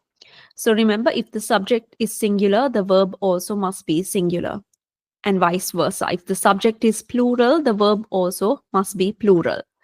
And if the subject and sentence is composed of 2 or more nouns or pronouns connected by and, we use a plural verb. If a conjunction is used, such as and, that means the verb is plural. Are is another form of the verb to be. It is a plural form, and this verb to be and its usages are one of the most important areas you need to know about in grammar for all 3 exams. Right, there are several use cases for subject verb agreement. Please make sure you have a read through this. Uncountable nouns, they take a singular verb, right? So education is the key to success. Diabetes affects many people around the world, right? So if it's uncountable nouns such as education, diabetes, the information, that means there's no plural form and it takes a singular verb.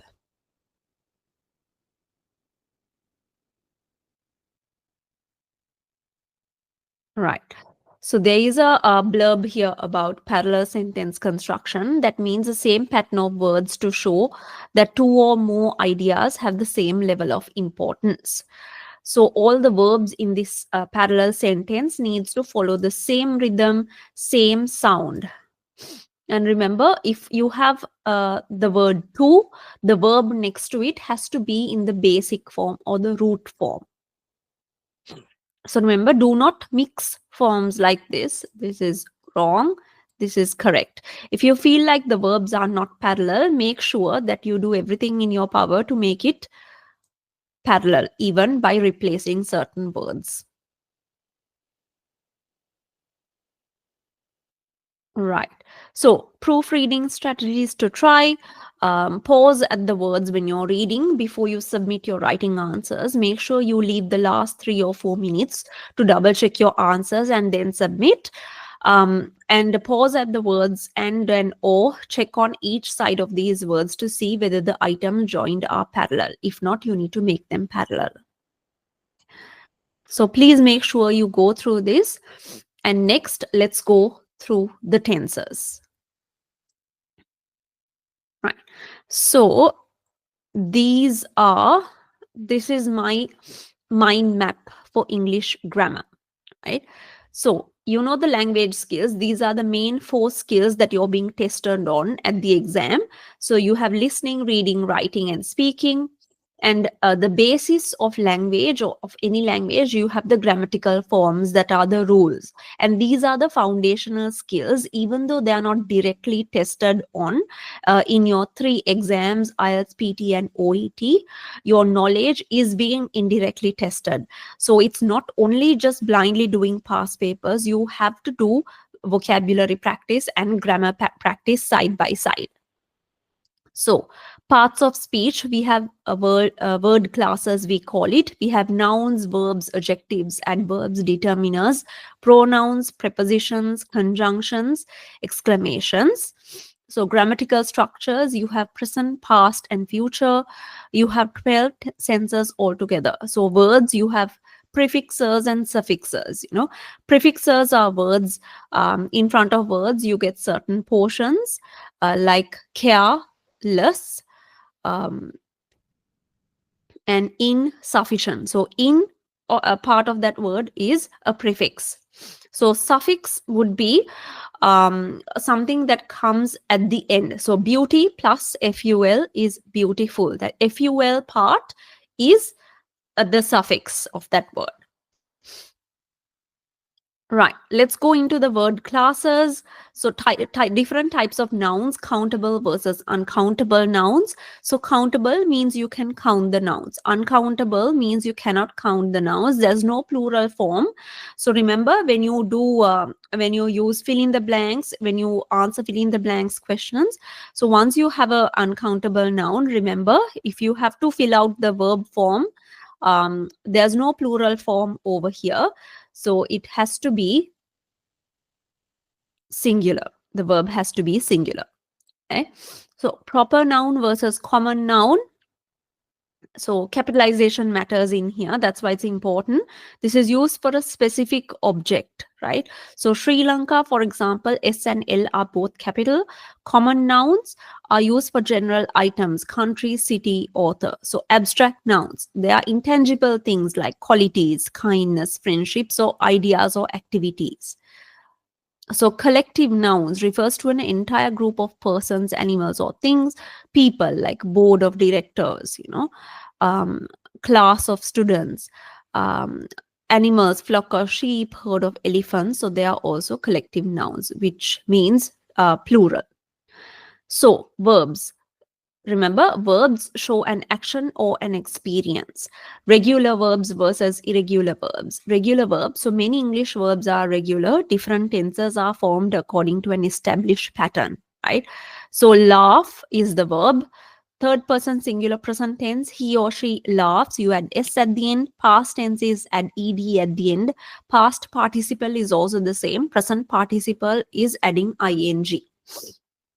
Irregular verbs, remember, they do not follow normal rules. The verb to be is one of the most important, like I said in the previous document. So here you can see it does not follow a certain pattern from present to past, past participle to present participle.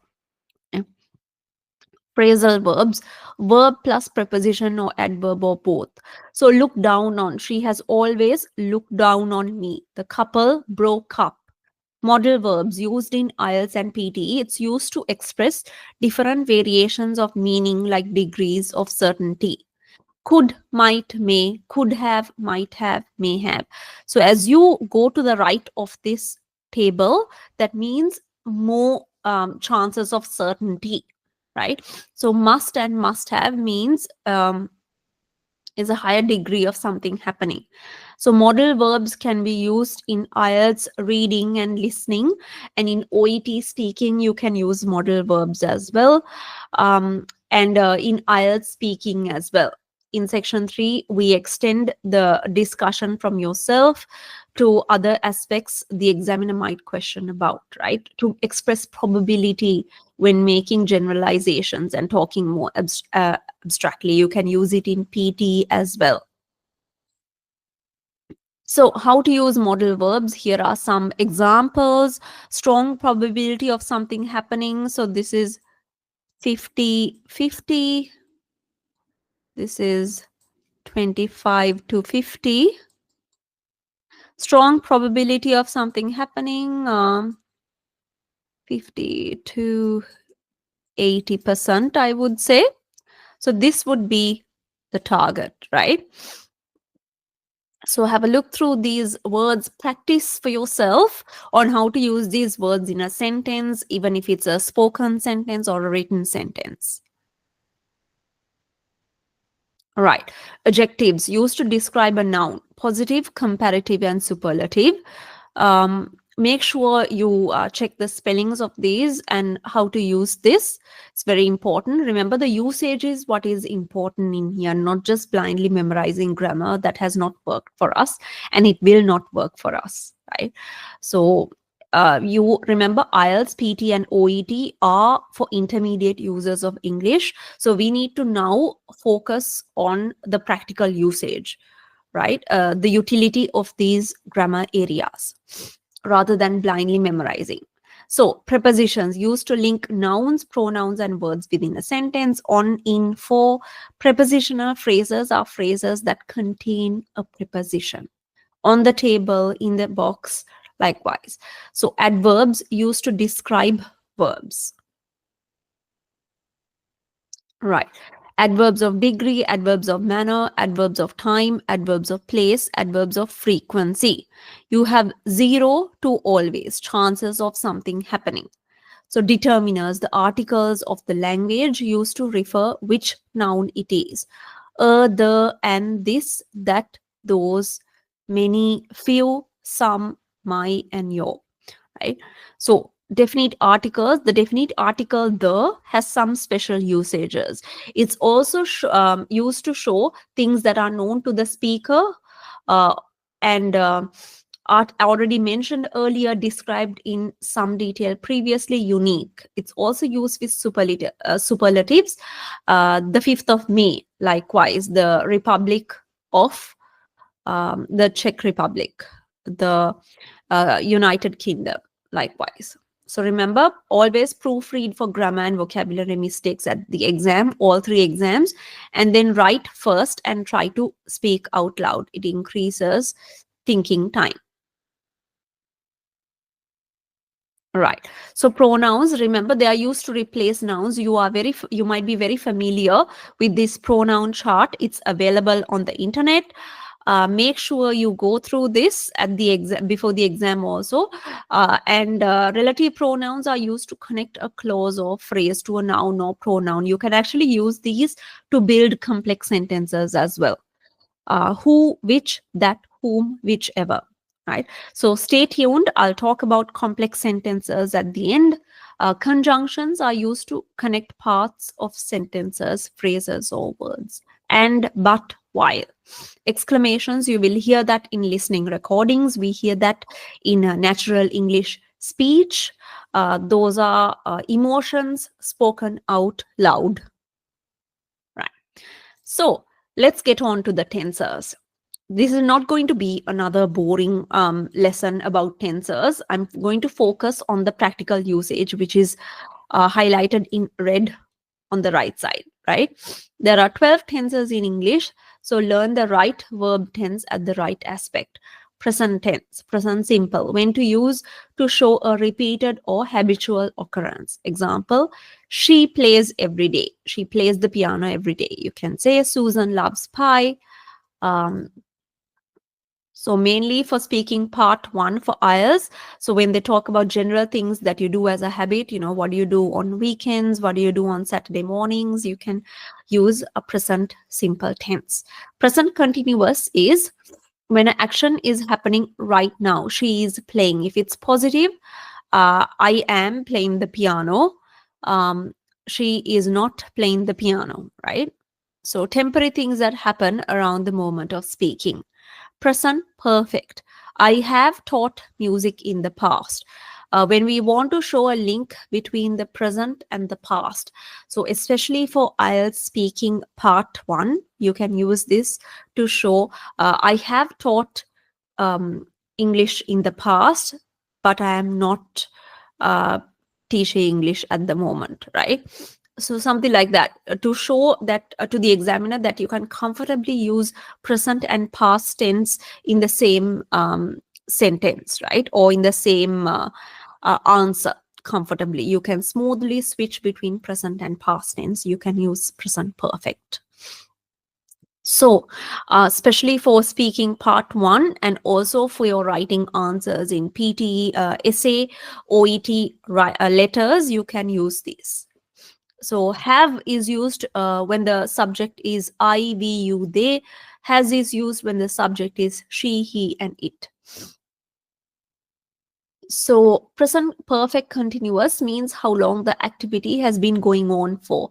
I have been studying really hard. So look at the examples, see if you can create similar examples in these different tenses. Have or has been plus the verb plus ing.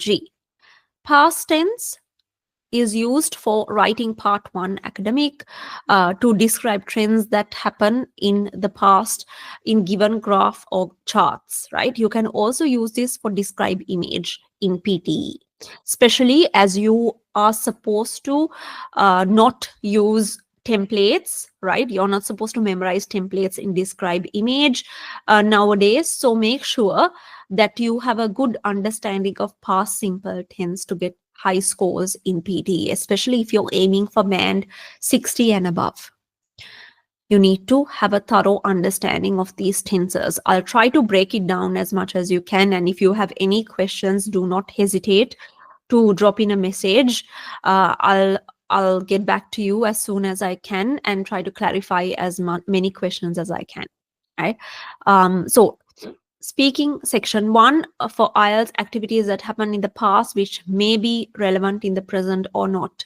You will have to use that in your OET speaking role plays as well. Past simple will be really helpful. So past continuous, practically used with while. It happened at 5 in the evening while she was watching the news on TV. Past perfect, again with the usage when we are talking about the past and want to mention something that happened earlier. Had plus the past participle. Past perfect continuous, how long an activity continued on for. She had been studying for ages. We had been cooking for 2 hours when you arrived. Had been plus the verb plus ing. Future tense, try to incorporate this as much as you can, especially in IELTS speaking part 2, the candidate cue card. When to use to make predictions, you use future simple. Will plus the verb. Future continuous to describe situations continuing at a particular point in the future. Will be plus verb plus ing. Future perfect, when to use it, it's about a future event that will finish before a specified time in the future. Will have plus the past participle. Future perfect continuous will have been plus verb plus ing. Right. So let me know if you have any doubts in here. I'll put up some exercises for you to practice these tenses. And I recommend 2 grammar books for you, especially if you're practicing IELTS grammar, IELTS or PTE or OET grammar. I will recommend a few books for you. So stay tuned. And right. So IELTS, PT and OET grammar summary. Complex sentences. So if you are hard pressed for time when you're preparing for IELTS, PT or OET, this is the last document I want you to have a look at, right? So this boils down everything we have spoken so far. If you need to achieve higher than band 6.5 for writing in IELTS, for PT if you want to achieve more than 60, and OET if you want to achieve more than 300, more than 350, this is a document you need to have a look at, right? So look at complex sentences. Step one, you need to incorporate at least one complex sentence in here. So it means a sentence with two or more ideas contained in it, right? So one of the most common complaints of examiners is that students do not use complex sentences. When you have a look at the sample answer band 9 model essay, you will see how the candidate has used complex sentences. Now, if we have a look at this diagram, so these are for my visual learners over here. Complex sentence, right? It's a sentence that contains an independent clause and a dependent clause. So independent clause is I will call you. It can stand on its own. Dependent clause is it needs to latch on or it needs to hook on to an independent clause in order to survive, in order to have meaning on its own. So this is our dependent clause. When I arrive is the dependent clause, right? So you can create complex sentences using linkers such as leading to, by which, causing. So these in purple, here are some of the other useful ways to build complex sentence structures. You can reuse these structures. Feel free to use these 4 structures in your own answers, right? Have a bit of practice with this. This one you need to consciously incorporate into your answer. Right? If you keep staying in your, vocabulary comfort zone or your grammar comfort zone, you will not achieve the grammar marks that you need to show that you are similar to a proficient user or you're similar to a native user, right? I know that most of you need to achieve higher grammar scores in order to get higher scores in reading, writing, listening, and speaking. So please ensure that you use at least one complex sentence in your writing answers in all 3 exams. So without coordinated measures from national and global organizations, the environment will continue to deteriorate, leading to a more unstable world for us all. Right? So these are some complex sentence examples in the previous essay. If you have a look through this, when you read this, please try to find more complex sentences on your own. Right? Linking, tip number 2. So first one is complex sentences. Tip number 2 is linking sentences.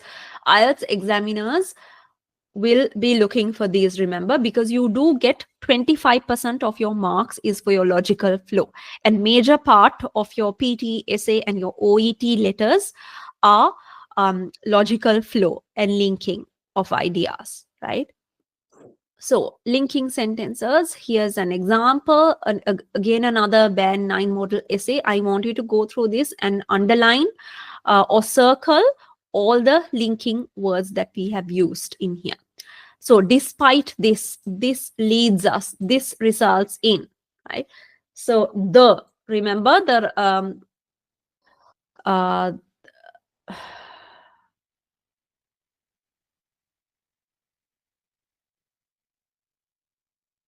remember the definite article the can also be used to show a linkage. Right. So have a read through this. These are the words that you can use to build connections between each of the sentences. So remember, in your essays and letters, not only within a single paragraph do you have to show the linkage between different sentences, you have to make sure that each of the paragraphs are connected to the previous and the subsequent paragraphs within a big essay as well, right? So I will actually leave a table. I'll have a table of linking words and the instances on how to use these linking words as well. So passive voice is tip number 3. Passive voice. So these are some of the examples that are used in the previous essay, and you can use passive voice in any of the 12 tenses that we spoke about previously, right? At least once you need to use passive voice in each paragraph of your main body. So we have, remember, the introduction in ISA's introduction, 2 middle body paragraphs, and then the conclusion. In the middle body paragraphs, you need to at least have 1 passive structure, right? So that means 2 passive voice sentences in your essay and your letters. Okay. So easiest way to create passive voice is this: form of the verb to be plus past participle equals passive voice. So like this, right? Active voice: Kevin is playing the piano. Piano is played by Kevin.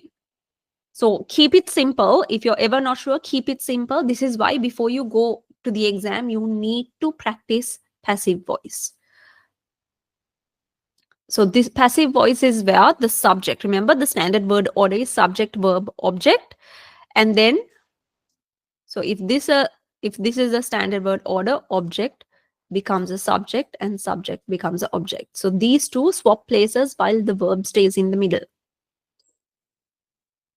So using conditionals, this is the optional 4th option, I would say. So 3rd conditional structure. So this is the easiest way to do it. If simple past plus would plus verb, right? So if we took this step, it would greatly enhance. If such courses were more available, it would reduce, right? So especially when you're presenting solutions or recommendations, try to use this 3rd conditional structure, right? So past model.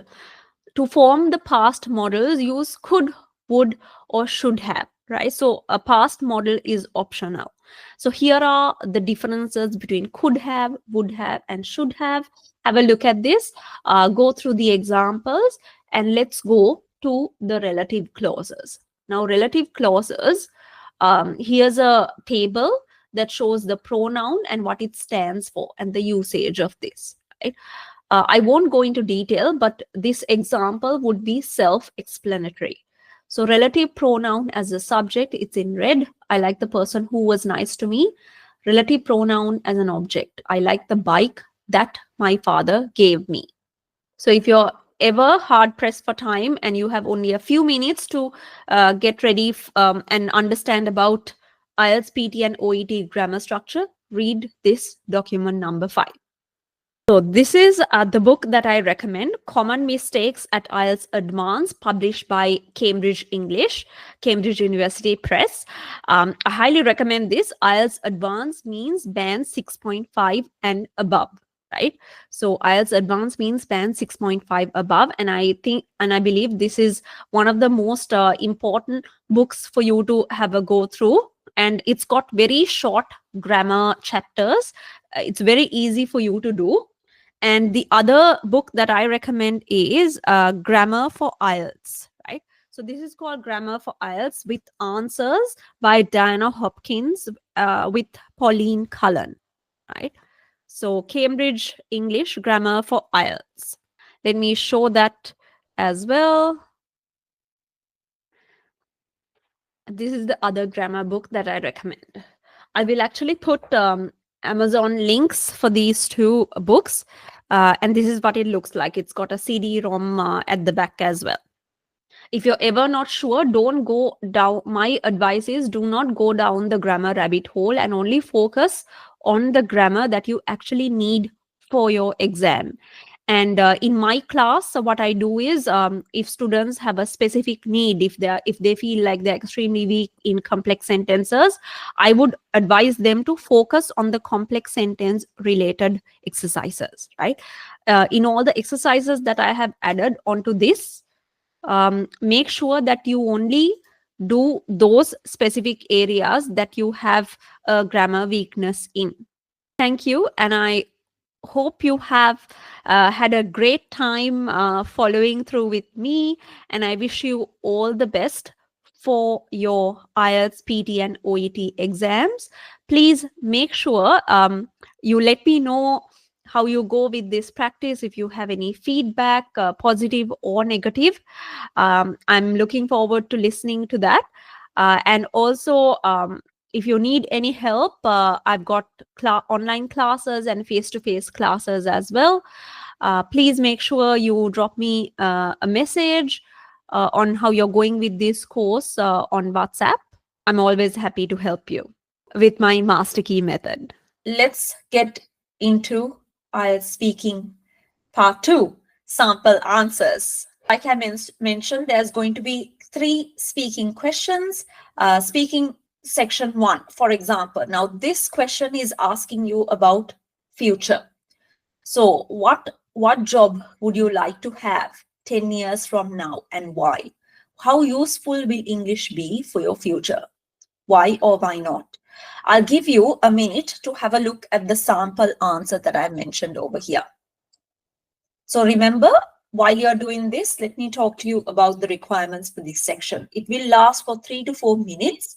And remember, this is like an icebreaker. It is to familiarize you into the conversation, ease you into the conversation, so you are comfortable with the situation, you are comfortable with the examiner by talking about things that are familiar to you. So always remember, speak with confidence. If you made a mistake, it's good to move ahead as if nothing happened. Don't apologize or anything, because it will draw the examiner's attention towards the mistake, right? And it'll make you lose confidence as well if you keep acknowledging the mistakes that you'll make. So it happens in regular conversations as well, day-to-day conversations. So just keep talking. So I'm currently working as a software engineer. So 10 years from now, my preference will be to work in the same industry and move ahead in the career ladder to work as a software architect. I believe I would by then gather the knowledge and capabilities to complement new qualifications that I am undertaking. I believe English will be extremely useful for my future as well as my current studies in achieving my goals, as it is a global language that most of the web content is available in. Now, if you notice, there are 2 questions here. One is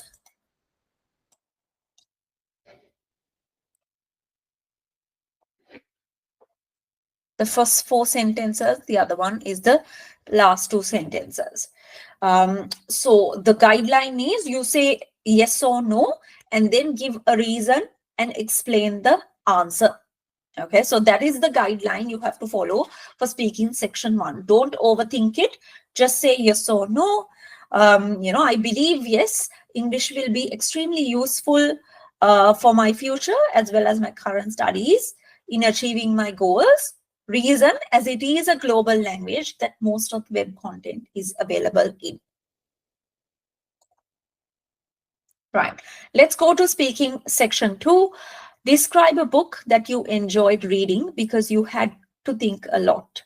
So here you have some bullet points under this topic. So you have 1 minute to prepare, writing down some points with a pencil and a paper at the exam. And then you can look at these points and speak for 2 minutes at a stretch. So examiner is checking your capabilities in maintaining a conversation on your own. Right. So remember, this section will last for 2 minutes, and remember to write your own points, 1 or 2 words per point. Remember, we are not writing the whole sentences, just 1 or 2 points. Now here, as soon as I look at this, I will see the main topics is books and literature. And what are the topic specific vocabulary that I need to use? Now remember, this adds to your vocabulary accuracy and range. In all of these speaking topics, you look at the speaking topic first and identify which topic it belongs to. Now, there are 10 main vocabulary topics in both IELTS and PTE. I will talk about that in the future. And some topic-specific vocabulary, you will see it means novel, genre, fiction, or viewpoint. I've used these words. If you can use 2 or 3 words in here, that will be the best, right? So examiners are looking for these topic-specific vocabulary because they know that you have understood the question when you use these words. So they are not difficult words by any means. They are uncommon words. So Oliver Twist, I'm going to talk about Oliver Twist, a book that I enjoyed reading. It's a novel. I read it at school time, my friend recommendation because of that. So it talks about social injustice faced by disadvantaged children through the eyes of the writer. So why do they talk about social injustice? Because it was a requirement at that time. And they also talk about hardships endured by common laborers, right? Or the general public, and the differences between the class system in the country, right? So I believe it is timely for today's society as well, and that's why I chose this book, right? So it made me think. It was thought-provoking.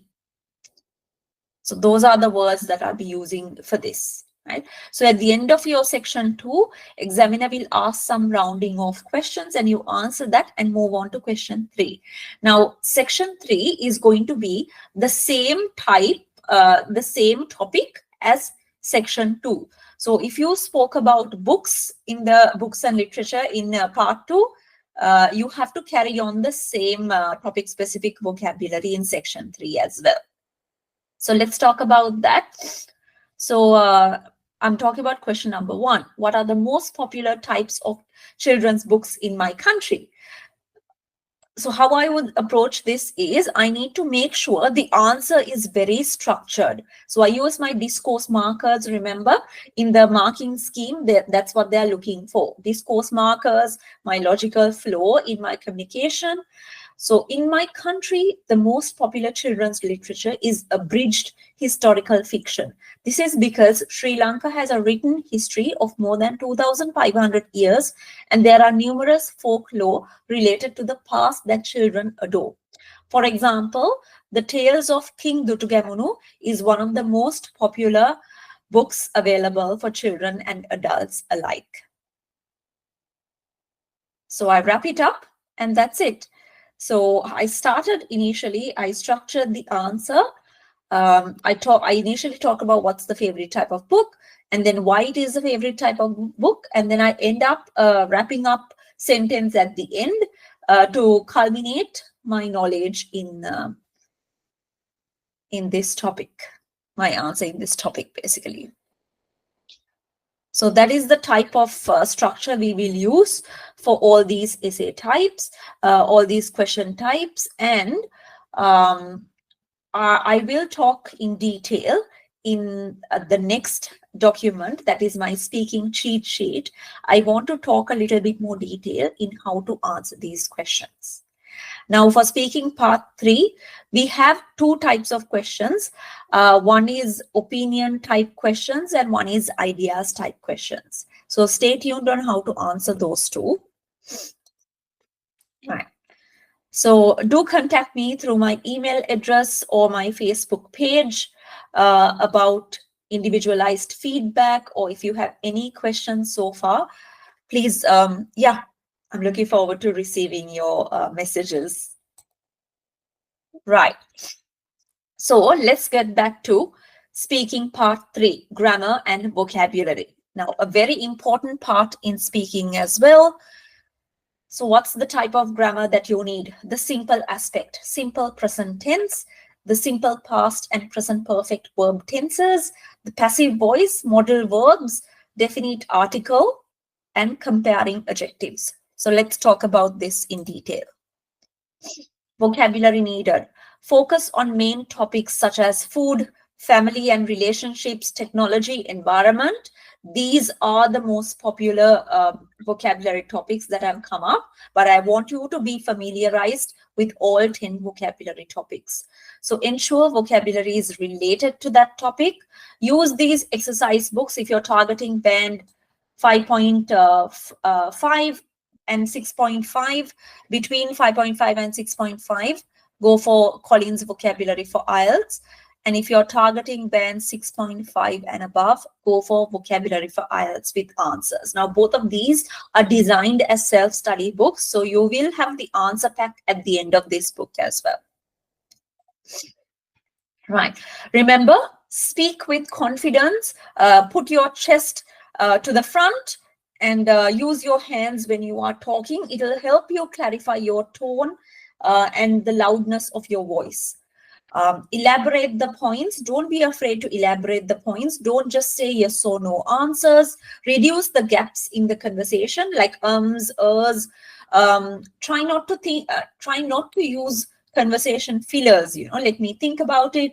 That's an excellent question. Use it if you have no idea at all what to say next, right? Instead of conversation fillers, I invite you to use general sentences.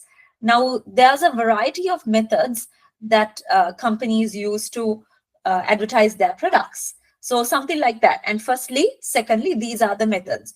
So keep talking like that. Use your general sentences. Body language, facial expressions, hand gestures are very, very important. Remember, facial expressions, it's not only what you say, but how you say it as well. Number 5, abstract concepts. Remember to use your words to visualize things, like especially in part 2, the cue card. You need to use a lot of logically formed sentences, plus a lot of adjectives to convey what you're saying to the examiner, right? So grammatical range is very, very important in speaking as well. Remember, logical flow, you need to use the linking words like therefore, thereafter, despite this. All these words, you need to use it. Useful links for IELTS speaking. To find your current level of English or current IELTS band score, I do recommend you use this link, this mock test. I will put this mock test link in the description as well.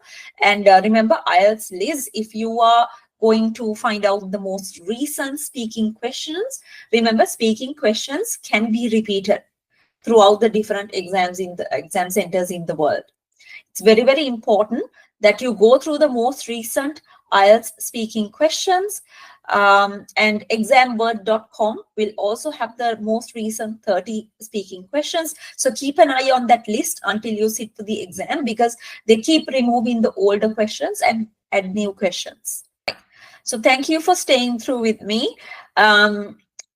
If there's any questions, you know how to message me. And if you have any Q&A questions that you need to clarify right now, you can put it in the description as well. So I am looking forward to seeing you in the next videos as well. So stay tuned. Let's talk about the speaking cheat sheet. If you don't have enough time, your exam is in 2 days or 1 day's time, this is the document I want you to have a look at. I prepared this cheat sheet, especially keeping in mind students who are hard pressed for time. So, step number 1, keep talking to maintain fluency in your speech. Even if you made a mistake, don't worry about it and keep going as if nothing happened. Part 1, how to answer. Following the 2-step approach, you give an initial piece of information and then add a further, more general piece of information. You show that you understand the situation by doing that, and that you have considered the situation in your answer. Remember, your answers should be roughly 3 sentences in length and nothing more. So I've given 2 examples over here. Have a look through.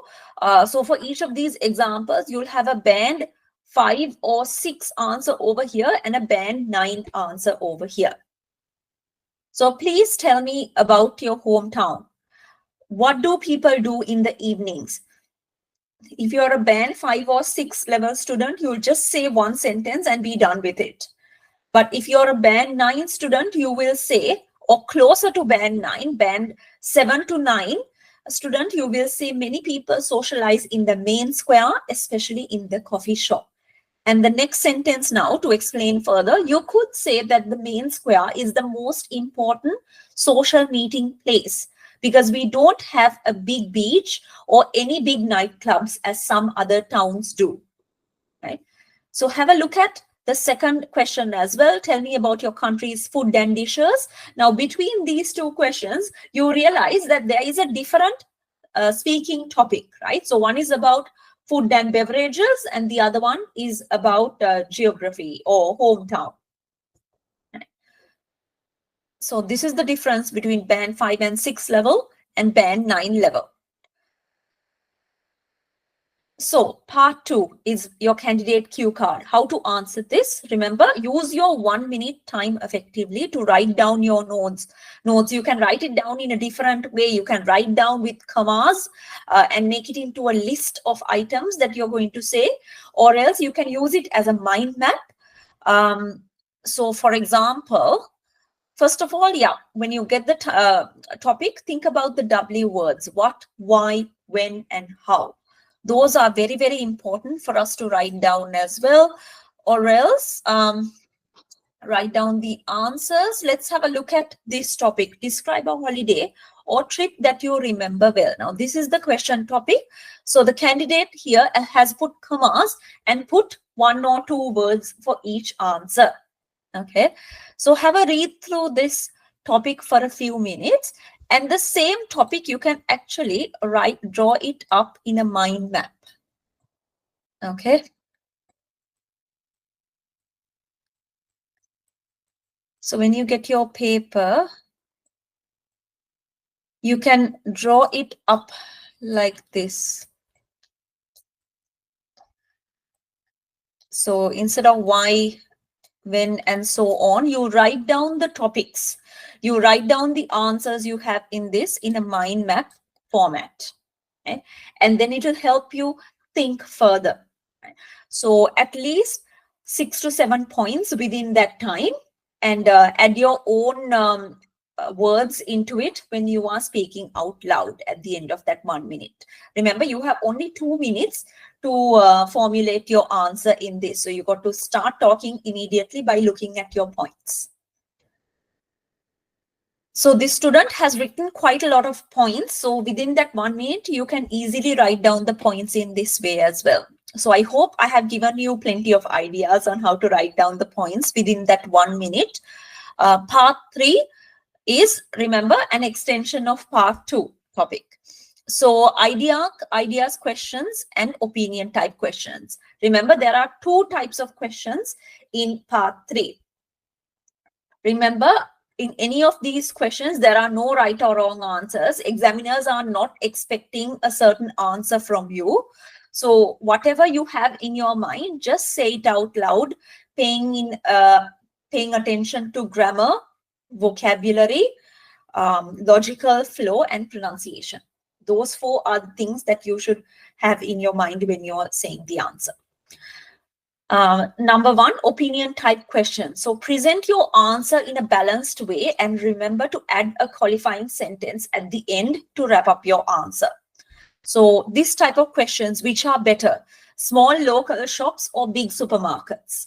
I think it depends on your needs. For example, for elderly people, or if somebody doesn't have a car, local shops are probably more convenient and the personal service might also be better.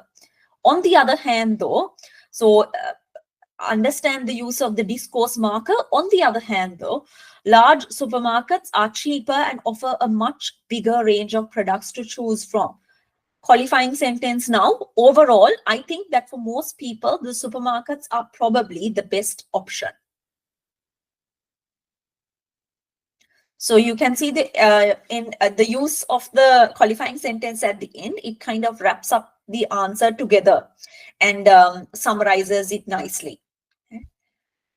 So what will you do if you don't know if it's a opinion type essay question or an ideas type of a question? What are you going to do?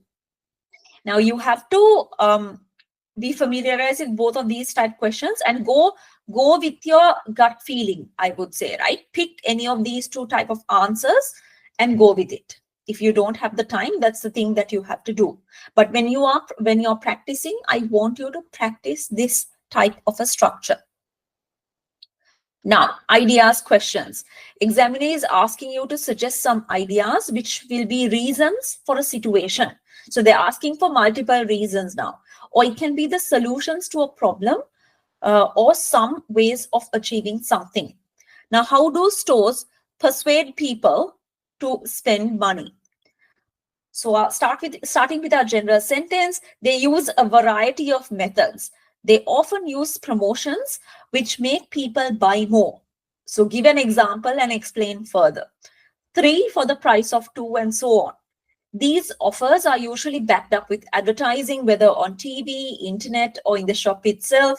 And the advertising emphasizes both the quality of the product and the money saving. There is another method too, which is to display the products in an attractive way that encourages shoppers to pick them up and look at them. When they are used together, I think these techniques can be very powerful indeed and very effective at persuading the public to spend more. Okay. So the last qualifying sentence actually culminates the whole answer together, right? So when they are used together, I think these techniques can be very powerful indeed. So you can see maximum 2 techniques I have mentioned here because I don't have enough time to keep explaining techniques further on. So I hope this has given you an insight onto the speaking cheat sheet and to the speaking exam. And if you are hard pressed for time, this is the document you need to look at to get a quick idea of the speaking exam. Right. So next, I will see you in the next. Right. So I hope you got an idea. As always, if you have any questions, do message me or do type it in the description. So I'll see you in the next video. Hello and welcome to IELTS Speaking. So I have broken this IELTS Speaking module into 3 short videos. So let's have a look at it and stay tuned until the end of this module. I am going to talk to you about my special IELTS Speaking cheat sheet. Firstly, I want to talk to you about the marking criteria. You have to know how you get scored at the exam. So speaking section 1, 2, 3, you have 3 sections, and then I'm going to talk about grammar and vocabulary you need for speaking. IELTS, you have academic and general. Like I mentioned in the previous videos, listening and speaking are the same for all the exams. Only reading and writing are different. Speaking has 4 marking criteria. One is fluency and coherence. That is your ability to form logical connected sentences and your ability to speak at a stretch without much assistance. Number 2, you have your vocabulary range and accuracy. Range is how many words do you know in English to replace a single word. Accuracy is your spellings and also if you are using the correct word at the correct place to mean the correct thing. So you need both of them to score your marks in vocabulary. So all of these have an equal weightage. You have 25% for fluency and coherence, 25% for lexis, that is vocabulary, 25% for grammar, grammatical range and accuracy, and pronunciation also you have 25%. So here, let me talk to you about the speaking band descriptors as well. But before that, grammar also has a range and accuracy. Accuracy is, are you using the correct tense and the correct place to mean the correct thing? Range is, can you use active voice and passive voice seamlessly within the same essay? Pronunciation is your ability to produce understandable speech. In my class, I do recommend recording your voice because you have to know how you sound to other people. So you can work better on your pronunciation. And for pronunciation, my vocabulary journal will help you with that as well.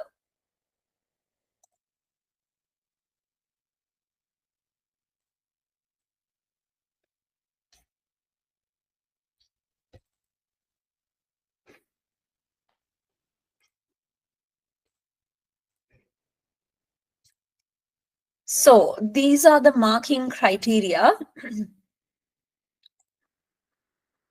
for all the IELTS bands, and you can see these are the 4 marking criteria we are concerned with. What is most important is band 7 and above. You can see that fluency and coherence, you can candidate should be able to speak at length without noticeable effort or loss of coherence, that is understandability, right? So you are using a set of discourse markers like firstly, secondly, in conclusion, all these words you are using with some sort of flexibility. You can use paraphrasing for lexis. For vocabulary, that means you can use multiple words to mean the same thing. So I will attach this to the presentation as well, so you can have a read through it in detail. And let's go back to the slide now.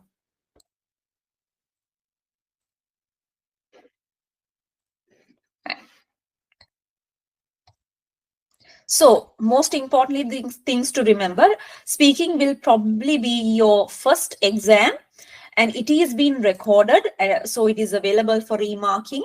That means if you're not happy with your speaking results, you could always get it remarked.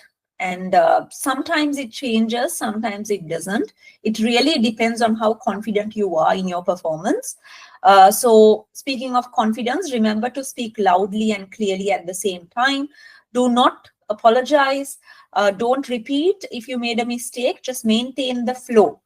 Just keep talking as if nothing happened. It's very important to maintain the flow, to maintain fluency. So you could contact me via my email. You can go to my Facebook page. I do conduct paper marking online classes and online speaking sessions. If you want to contact me, let me know. Or if you need individualized support, you know where I am. Welcome to IELTS Reading. I am so glad you're here. So let's get started. So we have 3 areas in IELTS Reading as well. Firstly, I'm going to give you a reading module snapshot, top 10 reading tips, and what's new in the reading computer-based exam. Right. So you know that reading is one of the exams where the academic students and the general students have 2 different papers. So academic articles or academic passages are taken from different sources. So when you think about academic reading, you will see articles that have a lot of academic jargon from subject areas like psychology or sociology or history that you might not be familiar with. And that's okay. Don't panic. That's fine. The idea is we get an idea from the context and then try to find the answers. So think of it as a game. Your target or your goal is to get as many correct answers as possible. Okay, so don't worry, I'm here. If you have any questions, you can always email me. And stay tuned. I'm going to go through my top 10 tips for reading step by step. Okay, so you have different questions here. Remember, computer-based and paper-based are both the same in here. You have no extra time given to transfer the answers to the answer sheet for paper-based. You have to do it in the same 1 hour that everybody gets, right? So you have 1 hour, that is 60 minutes, and you have 40 questions to answer in there. So you have about 1.5 minutes per question maximum. To read the question, go back to the paragraph, isolate the answer, and write down the answer in the answer sheet. All of that 1.5 minutes. And computer-based students will also have 1.5 minutes only. Okay, so only 1.5 minutes for computer-based students. So as you read on the left side of the panel, on the right side of the panel in the computer screen, you will have to type your answers. So make sure as you read, you keep typing the answers. If you miss something, make a mental note of it and come back to that question again. Okay. Right. So for general students, you will have certain day-to-day articles like newspaper articles or notice board kind of notices or documents. That kind of reading structure is what general students have. Okay. And for academic students and general students both, I have a recommended reading list, which I will add after this video. I will add that recommended reading list. So make sure you go through that reading list and read at least 2 articles per day, according to the master key method plan. Right. So as usual, we have multiple choice questions, fill in the blanks, but this reading paper has a different type of question, which is called true, false, not given. So let's move on. I will put a special focus on that kind of question because it's brand new for most people, and I'll go through that after. So for general students, again, if you need to get band 7, you need to get 30 or 35 correct answers out of 40. Okay? So 30 or 35, 34 and 35 correct answers out of 40. Again, I suggest you go for 36 correct answers, and here 30, 31 and 32 correct answers out of 40. Okay, so that is for reading. Right. So top 10 reading tips, let's get into it. Tip number 1 is, remember, there's only 1.5 minutes per question. So you don't have a lot of, time to do that. So that is why your reading speed is very, very important. I'll go through my speed reading tool as well in the next video. I want you to practice speed reading diligently every single day, right? So in my master key method plan, you will see there is time allocated for additional reading. And that is why, remember, your reading speed at least has to be 200 words per minute, because within that 1 minute, you have to be able to read around 200 words for each question. So don't panic. If you keep practicing and doing something every day, you will get there, right? So trust in me, trust in yourself. You can do this, right? Let's approach this with a fixed plan. So remember, questions come in an order about 90% of the time, right? 99% of the time, it comes in an order. So fill in the blanks and read again to check for mistakes like singular, plural, subject, verb agreement, for example. Remember, the word order is subject, verb, object, right? Subject, verb, object. And they have to agree in number. If the subject is singular, the verb also has to be singular, and vice versa. So remember, pay special attention to that. Pay attention to word family members as well.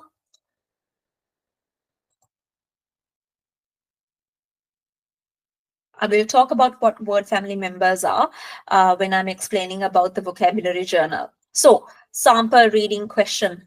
So here you should take not more than 4 minutes, 5 minutes for these questions, right? In here as well, you can see for the answers, you have to give no more than 3 words. Okay? So see if you can get through that. I will time 4 minutes, maybe. I will time 4 minutes. See if you can get through the answers.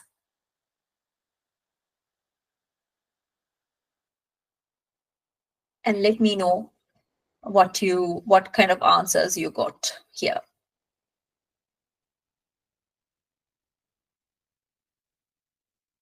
And so you have 3 more minutes.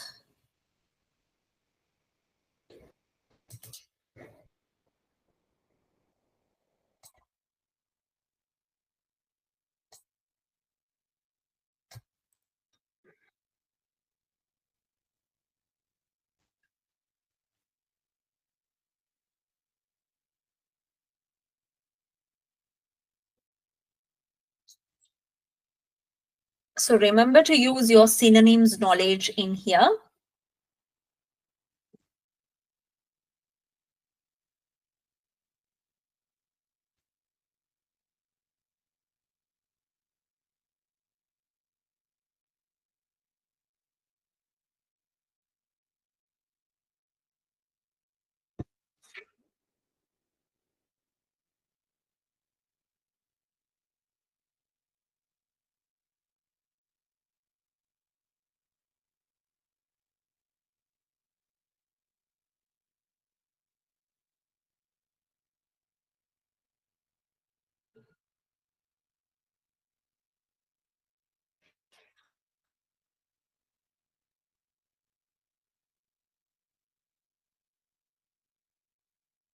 Two more minutes.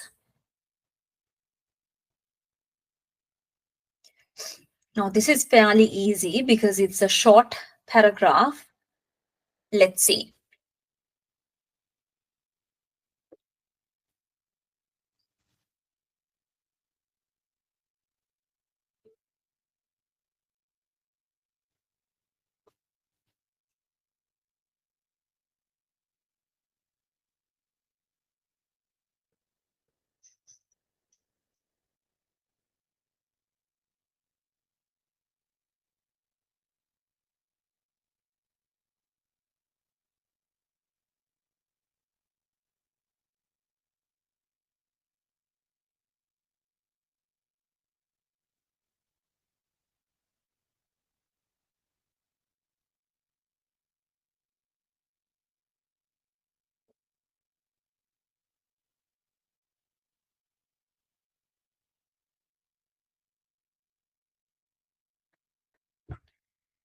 All right. So let's discuss these answers. So remember, no more than 3 words. So the maximum you can go is 3 words. So the first answer is around the first sentence itself. First couple of sentences. Remember, electrical vehicles are higher in demand due to climate concerns and better rechargeable battery systems, right? So here we go. This is the answer, rechargeable battery systems. Okay, so remember the answers, they come in order. We read the question first and then go back to the paragraph. Unlike traditional vehicles, electric cars produce no what? You can say emissions, or you can say tailpipe emissions. Okay, so what about the third question? Now there are 2 blanks in this third question. Many nations offer, many countries. So the word nations is used in the question, but in the paragraph, the word countries is used. And that is okay, because we get the idea. We read the question, get the idea into our minds, and not the word. Okay, so we are not focused on the words. We get the idea, and then we go back to the paragraph. So many nations offer, purchase incentives, right? Purchase incentives to make electric cars more affordable. One factor slowing the transition is the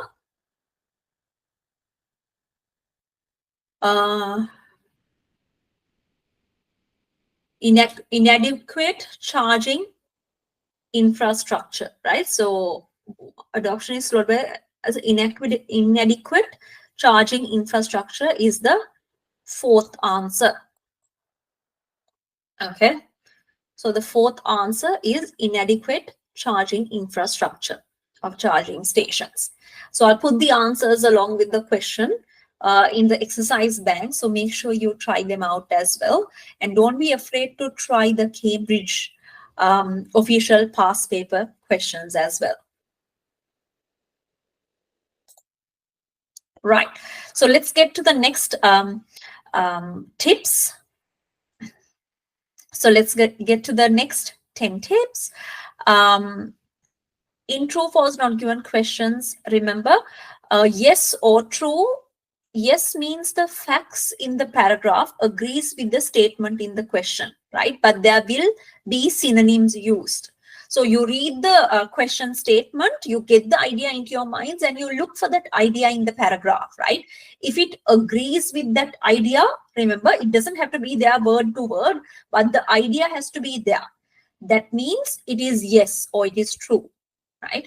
So if the idea is opposite, the similar idea is there, but there is an opposite meaning, so that means it's no.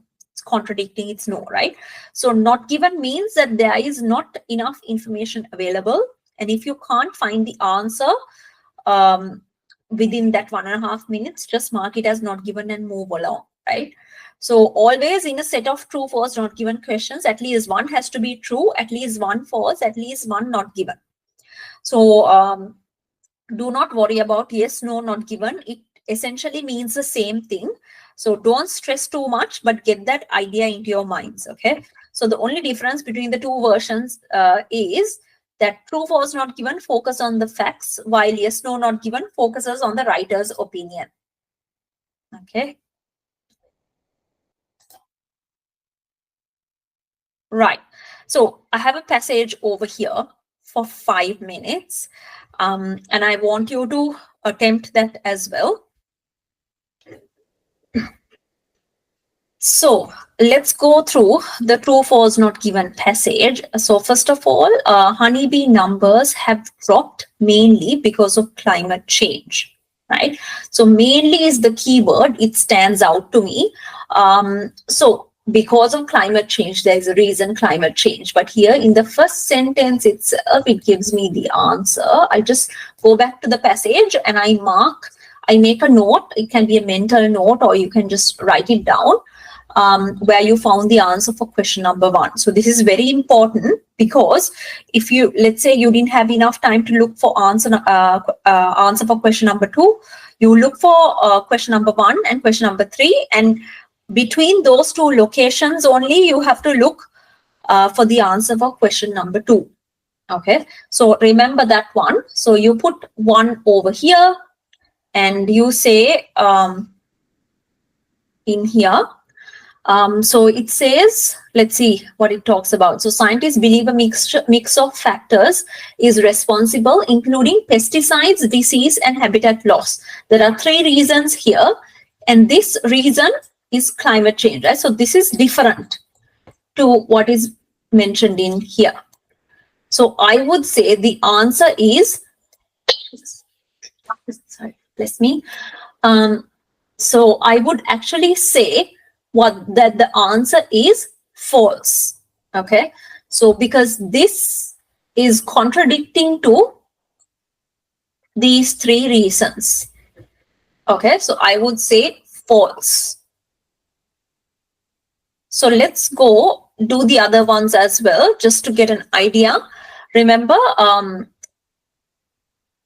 first skim through the questions, first go through the question, and then purposefully, intentionally go to the passage. Okay, so true, false, not given questions, they come at the end of the reading paper, and it might not be in an order. Okay, so always you will have to use black ink for listening and reading both from 2025 onwards.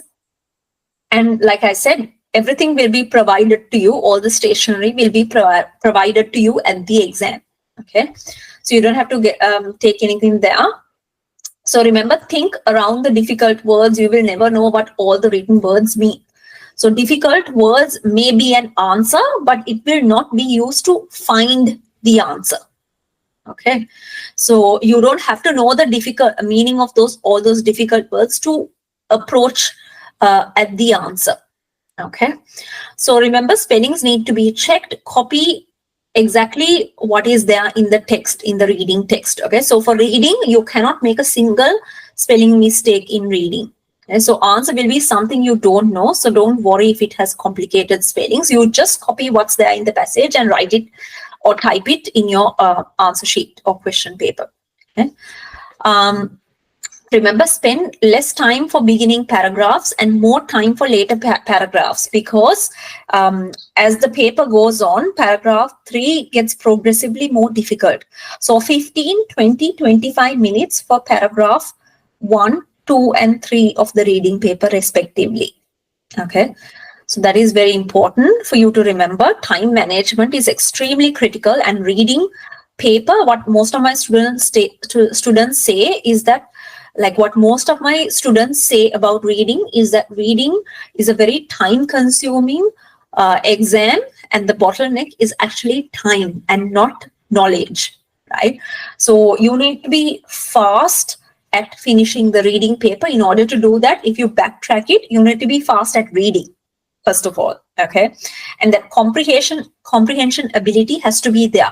So this is where the vocabulary journal will help you in this as well. So stay tuned for my vocabulary journal video, which I'm going to talk about next. Okay. So what's new in the reading computer-based exam? Remember, screen layout, the text or the passage will be on the left side of the screen, and on the right side of the screen, you will have the questions. So both of them, you can scroll up and down, okay, as you read. So remember, question types, true, false, not given, fill in the blanks, multiple choice, they all remain the same. Paper-based versus computer-based, right? So remember, the timer will be displayed on the screen, so you can track your time. You can just kind of estimate how long you've taken for section 1, section 2, and so on. So you don't have to keep looking at your wristwatch or anything, right? Remember, highlighting and note-taking, you can highlight important parts of the text or take notes or write down annotations directly on the screen. Okay? And copy and paste. Remember, you can copy and paste text or notes directly into your answer from the paragraphs. Navigation, you can browse through the reading sections, move back and forward, scroll up and down. And remember, this exam is self-paced. So computer-based and paper-based both, it is self-paced. So you have to have a certain level of self-control for you to keep moving forward. Okay? Right. So Here are some additional useful links. Remember, your starting point in your IELTS practice has to be your English level test, because it will tell you in terms of grammar and vocabulary what your current level is, and also in terms of your listening skills, because grammar and vocabulary are not directly tested in IELTS. So you have no way of finding out what your current grammar and vocabulary knowledge is. So ideally, it has to be, if you're aiming for band 7 and above, it has to be at least C1 and C2 level.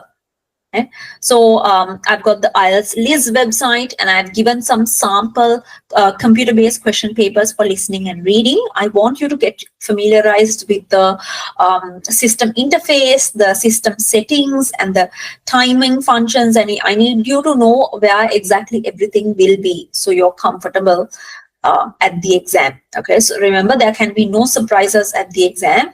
You need to be 100% ready. How do you know you're ready? If you're a general reading students, if you are consistently achieving 35 out of 40 or 36 out of 40, you know that you're in that level. Okay.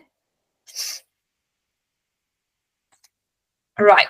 So always contact me through savini.jay@gmail.com, and you can go to my Facebook page and leave me a message if you have any questions as well. And also, we can carry out a discussion through the discussion page as well. Okay, all right. So stay tuned for my next video. Hello and welcome to IELTS Listening. I want to go through a module outline. First, I'm going to go through listening module snapshots, top 10 listening tips, and what's new in listening computer-based exam. So let's get to it. First of all, at a glance, you know that you've seen this image before in the previous videos. Listening is one of those tests that are the same for academic and general test takers. So you have 40 questions divided in 4 sections, and 1 question is equal to 1 mark. For the paper-based students, you have the recordings will go on for 30 minutes. So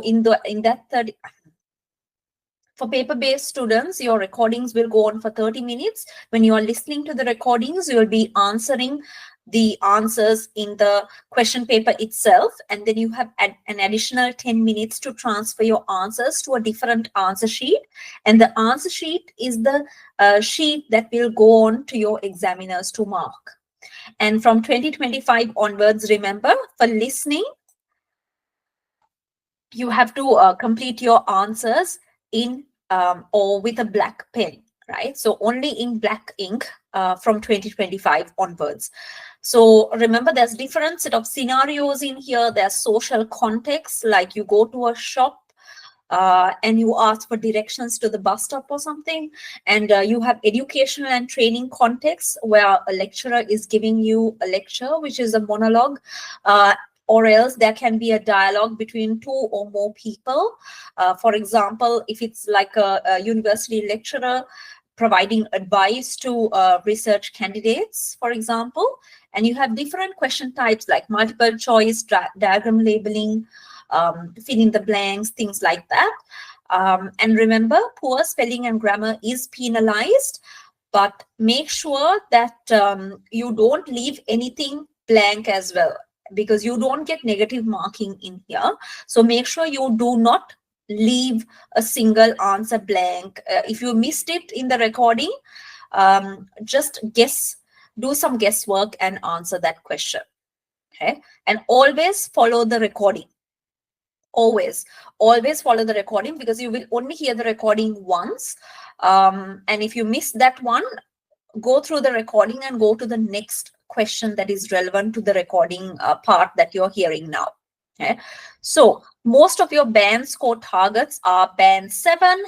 Just get the annotation on there.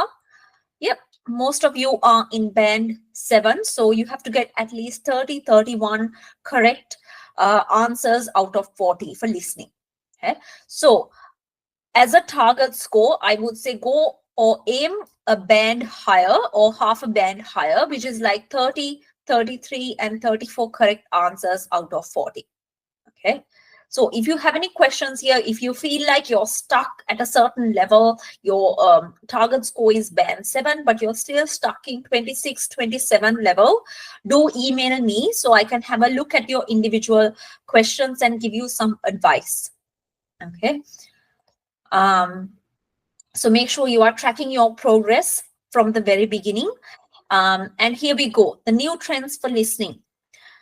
Remember, sections will become parts. It will be like part 1, part 2, part 3, and part 4. Okay? So the recordings will start with the first question itself. Previously, there used to be an example recording. For that one, you will hear the same recording 2 times, only for the example part. But here in the new exam from 2025 onwards, that example recording portion will not be played, right? So the whole recording, you will only hear it once. And in the recording, you will not have page numbers in here. So on the right side, you can see a sample section 1 question. And yep, so I mentioned that you can only use black ink. Remember, some professions, the IELTS overall score has increased to band 7 for these professions. So make sure that your profession is in, make sure you confirm before you start preparing for the exam if your profession is within these professions that has increased the overall band score. Right. Top 10 tips in listening. Let's start. So have you heard of TED Talks? So TED Talks is a great tool or a great YouTube channel that you can listen to. So most of the listening recordings, they might be taken from TED Talks itself. So to get used to the academic style of speaking, academic style of delivering a lecture, listening to TED Talks, it is a great suggestion. So remember, recording will only go once. Rough estimate, like roughly guess the meaning of important vocabulary. And if you're doing a fill in the blanks question, make sure you know which part of this sentence is a subject, which one is the object, and which one is the verb. Right. So if there's a blank in front of a noun in the sentence, you have to know it's either, it can be an article, or it can be a relative pronoun, or it can also be an adjective to describe that noun further. Okay, so it can be an article like other, it can be therefore, thereafter, something like that, or whichever, any of those relative pronouns. Remember, the order of questions is the same as the recording. So top 10 tips in listening. Remember, the recording will only go once. It is important to rough guess the meaning of important vocabulary by identifying the parts of speech and look for the context in the sentence, right? And then you can guess around. Remember, you do not need to know the meaning of all these difficult words. If you can roughly estimate what kind of an idea it's going to bring to the sentence, then you can easily find the word that comes into the blank. And then again, you need to be able to point out what is the noun, what is the what's the pronoun, like, you know, what kind of a verb is there in this sentence. You should be able to point out those parts of speech as well. Okay, so if there is a blank in front of a noun, you should immediately think, is it going to be an article, or is it going to be adjective that comes here, or is it going to be what's it going to be in the blank? So remember, the order of the questions is the same as the recording. And pay attention to the number of words in the answer. You will say one word and or a number, right? So that means this is okay. So this is correct. This is correct. The number 1 is correct.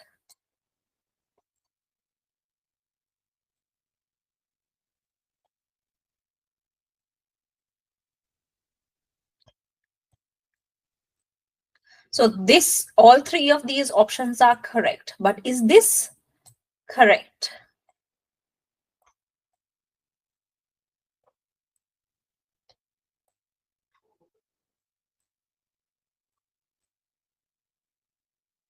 Is this correct?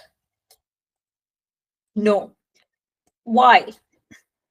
It says one word, and or a number. So and means you can combine one word and one number. What does or mean? It means one of them, right? Either. So either a number or a word, right? So in that case, these first three options are correct, but the last option is incorrect, right?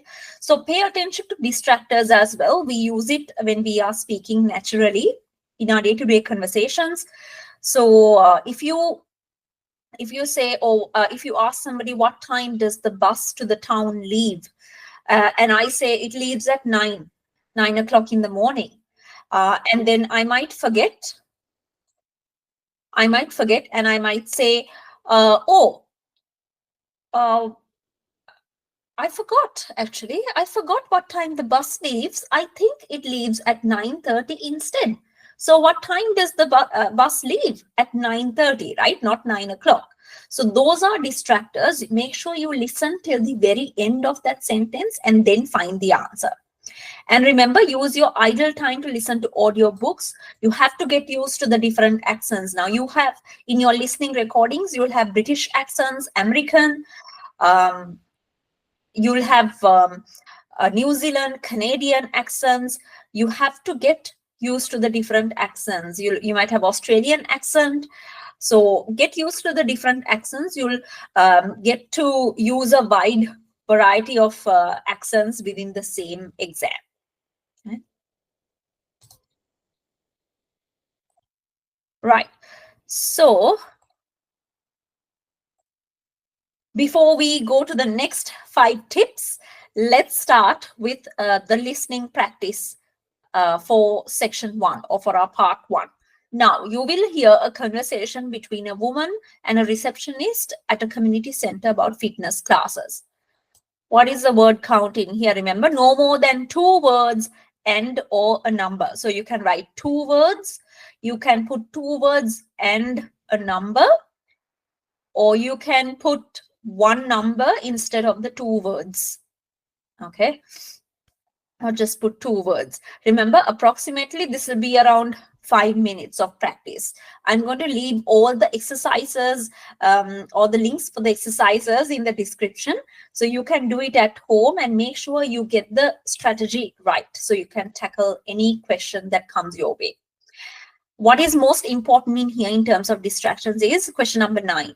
So you can see payment method. So the woman on the phone might be talking about different payment methods in here. And there is a distraction over here. Can you see it? So this is where the answer for the payment method is. So there is a bit of hesitation over here. You can see, I was going to pay cash. Actually, no, better make it credit card just to be safe. Okay. So what is the final answer? Is it going to be cash or is it going to be credit card? It's going to be credit card, isn't it? Now it's under 2 words. So it's actually 2 words and it's the correct answer because it's got the right word count. When I read this sentence again, it makes sense after I put it into the blank. Yep. So that's going to be the right answer. So let's go to tip number 5, playback speeds. So keep changing to get used to fast speech. So playback speeds is if you go through a video of a TED Talk, for example, on YouTube, where that settings icon is, you will see when you click on it, there is an option called playback speed. And in that, you can actually change it. You'll see the speed as normal speed. If you feel like you don't understand that accent and all, you can turn it into 0.25x or 0.5x, which is about half the speed of the normal recording. Okay, so that'll help you understand the words better. And you can definitely use the subtitle feature or the closed caption feature in your videos as well. Okay. So remember, your answers will be synonyms, and that is where your vocabulary journal comes into play. I'm going to record a short video about the vocabulary journal as well. And the answers you might hear in the recording and what is there on the paper in the question will not be the same. The words might not be the same, right? But you will have to put the words that you hear in the recording exactly as it is, but the question words might be different to what's in the recording. Okay, so you use your synonyms knowledge in there as well. So trial and error method need to be adopted for MCQ type of questions. So if the answer is a number like a date, age, and so on, always write the number like 4:50 rather than 450. Otherwise, there can be lots of spelling mistakes, right? So be careful with the ordinal numbers as well, like first, second. How would you write that, right? So TH has to come to the top in here.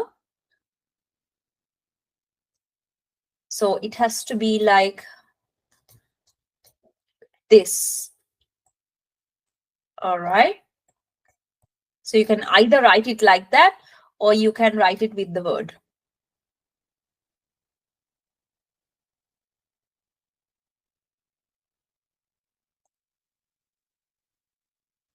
So how would you write the dates? March 5th, like that, or 03/05. So remember, in phone numbers, a 0 can sometimes be called O, like the letter, right? So sometimes when you have 2 or 3 of the same number together, they might say 333, 888, like that, or 88, like that. So make sure you double the number or triple the number. Okay. So these are some of the examples. How to write distance measurements. You can write it in any of these ways. So how to change the playback speeds on YouTube? You click on this settings icon. So this is from my IELTS and PT classes YouTube channel. So you click on this one, this setting button. You click on playback speeds. Go to this arrow over here, step number 3. You move up and down. So this video is currently at the normal speed. And if you want to reduce it, you can go further up. If you want to increase the speed, you can go further down. Okay.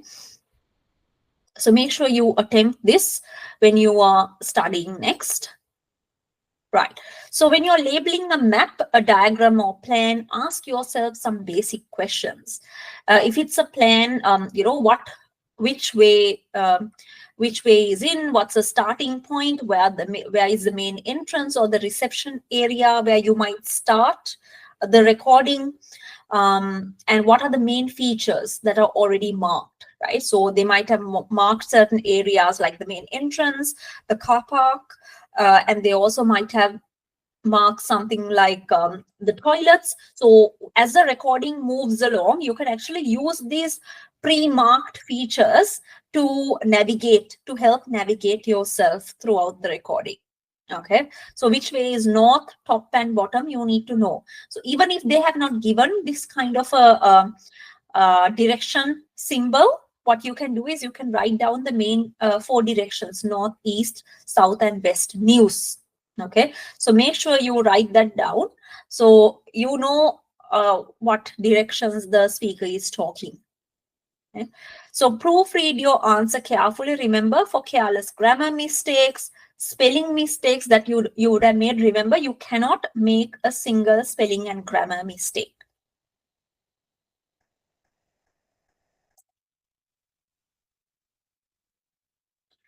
Right.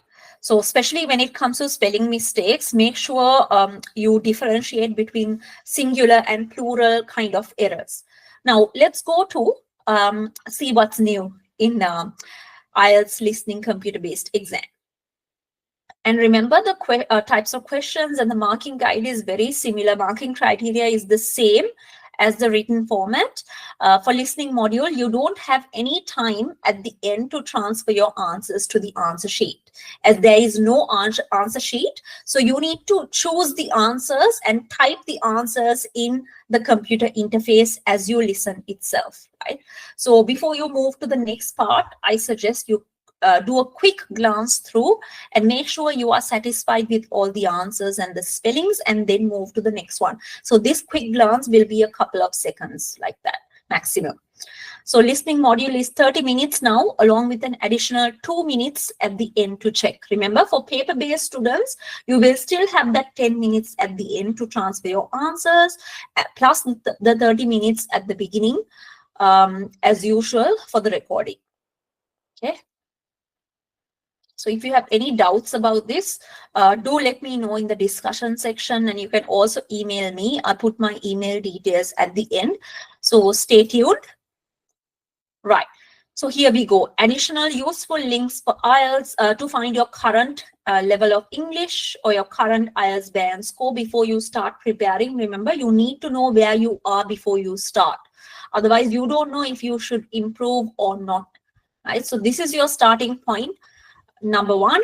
And then go to IELTS Liz website if you need any targeted support. If, for example, you find listening multiple choice questions more difficult, so you click there and do some focused multiple choice questions from IELTS Liz website.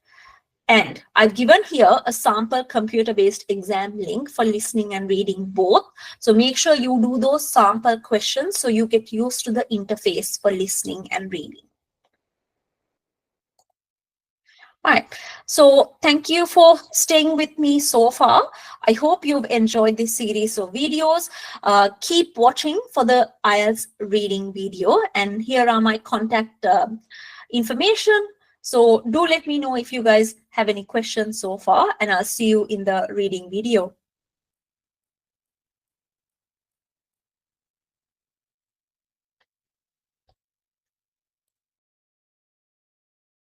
So let's dive into IELTS writing.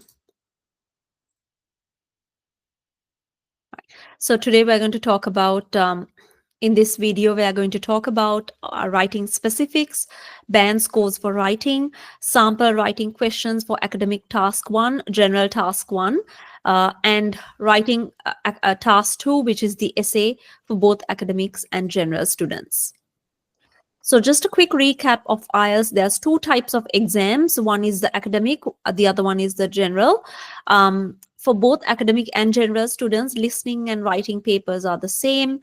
Exams are the same, whereas reading and writing is where it differs. So listening, reading, writing, you will face it on the same day most often, and speaking will be within 7 days before or after the other 3. So diving into the writing question, you have 2 questions in total for the writing paper for both student types, where for academic students, your task 1 is your academic summary. You'll have 20 minutes for that. For the general students, it'll be a letter to write, which is again 20 minutes. And the balance 40 minutes out of the writing paper is for your task 2, which is your essays. So essays are more or less the same. For academic and general students, it's just the task 1 that is different. So writing specifics, there are, I would say, 5 or 6 types of essays. There used to be 5, and then the 6th type, the hybrid type questions, is something that I have noticed in the recent papers. So how do you find out what essay type you get? You read the question thoroughly. If you see these words in any of the questions, in opinion, if you say, do you agree or disagree? To what extent do you agree or disagree? Problem and solution. Causes, problems, solutions. If those words are there, it is problem solution. Advantage and disadvantage. What are the advantages and disadvantages? What are the advantages? If you see these words, make sure you only answer what is asked. If they've talked about both advantages, disadvantages, then you have to talk about both. If they have only asked for one, only talk about one. Right? So discussion, discuss both views and give your opinion. There's another type of discussion as well. Is it a negative or positive development? Right? You have 2-part questions. This is an example question where you get a statement, and then after that statement, you get 2 questions that are asked. People can sometimes pay others to do fewer undesirable tasks in their lives, such as cleaning. Do you think paying others to do these jobs is a good way to create employment? That's the first question. You must address it directly. And the second question also, you must address it directly. I'll tell you where in the next slides. Or should people take responsibility to do these tasks on their own? Okay, so answer these two questions directly, provide standard examples that we're going to talk about next, and go ahead, right? So the standard examples for these are created by Savini's IELTS classes, and I put a short document that you can download, right? So make sure you memorize these standard examples. For example, when you think about overpopulation, you can think about India and some of its cities, and or most Asian cities, you can think about it, about overpopulation. And the other kind of a standard example I would say is when you think about an aging population that is causing problems for the economy in certain countries, I would say Japan is a standard example, right? So think about those standard examples. It's one less thing for you to think about at the exam. So make sure you download the standard examples. Right, hybrid question types. Now, these are, again, very similar to two-part questions. You get a statement over here, and then there are two questions that are asked, and one of these questions can be like a discussion or an opinion type question on its own. So in the middle body paragraphs, you answer, in one middle body paragraph, you answer one question as a whole, okay, in its entirety. Right, marking criteria, again, 25% or equal weightage for each of these for clarity and fluency. That is, if you're writing by hand, is your handwriting readable? Is it clear? Right? Is your paragraphing clear? And is your sentences logically linked together using appropriate linking words? Now, these are, again, 25% of your marks, entire marks. And accuracy and suitability of vocabulary is, again, 25%. Grammar, accuracy and suitability, that is, accuracy and range of grammar is 25%. Accuracy and range of vocabulary is 25%. And the last 25% is what we call task response. That is the word count. For your essay, you have to write more than 250 words, right? The ideal target is about 250 to 280 words for your essay, and for your task one, it is between 150 to 180 words. Going to task 2, the essay. Now, this is similar for academic and general students. We have, remember, how many types of essays do we have? 6 types of essays. Okay, so we have 6 types of essays. First is the opinion essay, which is called agree or disagree. You identify by these words. So these are the keywords you're looking for. Do you agree or disagree? To what extent do you agree or disagree?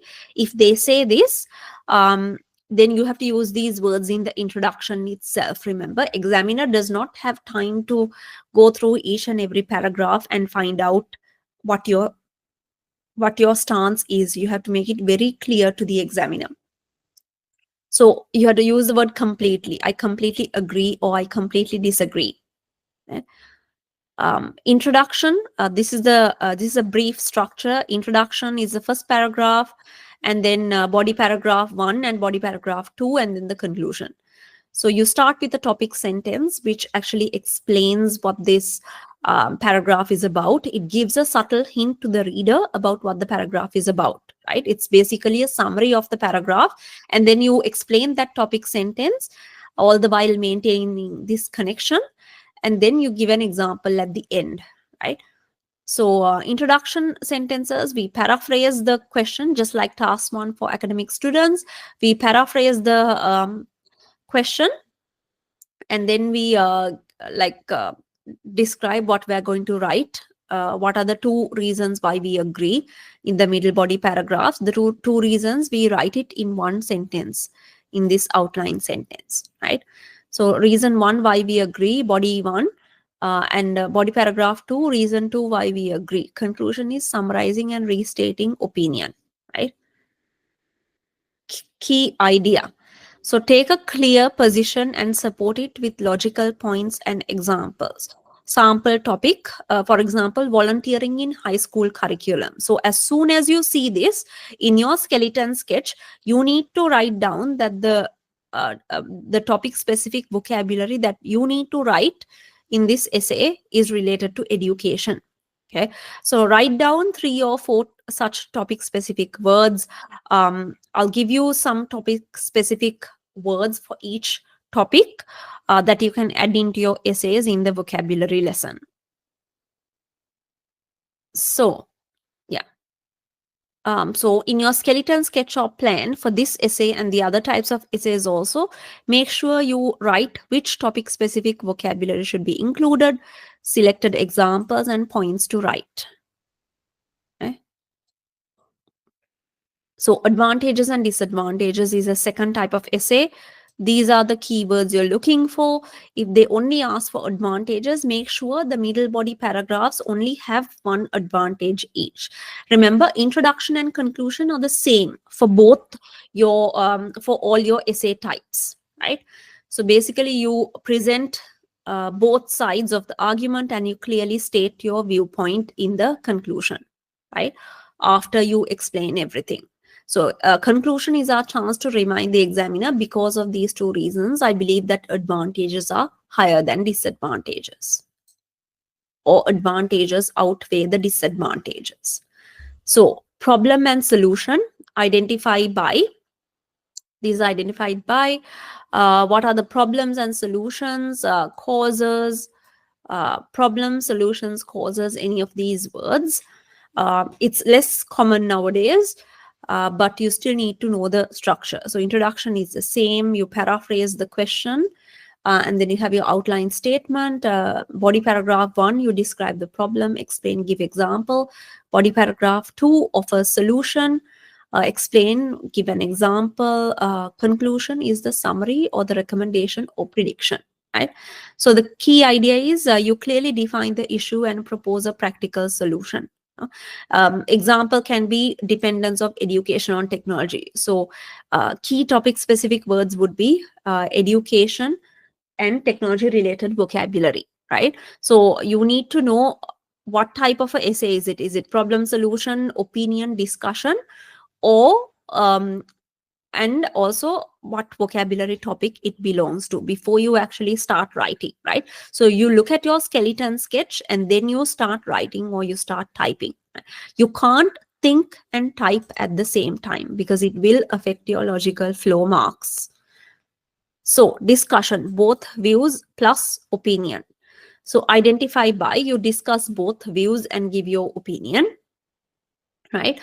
So structure, discussion is very important. It is one of the popular essay types. You have your opinion type essays and then your discussion type essays that are most popular. And then you have the hybrid or the 2-part question types that are second most popular. So yeah, you identify by the word discuss both views and give your opinion, right? Structure. Introduction is the same as always. Conclusion is also the same. So body paragraph 1 and 2, it's very tricky, right? You have to make sure that both sides are argued equally in equal weightage. But you can give examiner subtle hint as to what your final opinion is by increasing the word count in maybe body paragraph 1 or the first viewpoint. You increase the word count in this because you know that you are biased towards this viewpoint. So how do you know which side you're biased on? You do a quick brainstorming session in your first 3 minutes while you're planning. Then the more points at that moment, if you can find more points for your body paragraph 1 or more points for your first viewpoint, then you are biased towards that viewpoint. Okay, so don't overthink it. Whatever side you have more points on, you're biased towards that, and that will be your final opinion, right? So if you're biased towards body 1 or the first viewpoint, you can write a little bit more towards that paragraph, and then while you read it, while the examiner reads it, they know that you're more biased towards this point and you're going to be arguing for that point. You're kind of getting them ready in a subtle way mentally, right? Right. So present both sides fairly, but include your opinion. So two-part questions identified by one statement plus two questions following it. Okay. So structure, introduction is the same for two-part questions. Body one, answer question one directly, answer question two directly. Conclusion is you summarize both the responses. So the key idea is to answer both questions clearly and support them with reasons and examples, right? So I've got a sample topic here. You have to use career specific vocabulary for this. And also, when you think about these essays, make sure you write more than 25 lines, right? Do not exceed the 300 word count. That means you are running out of time to proofread.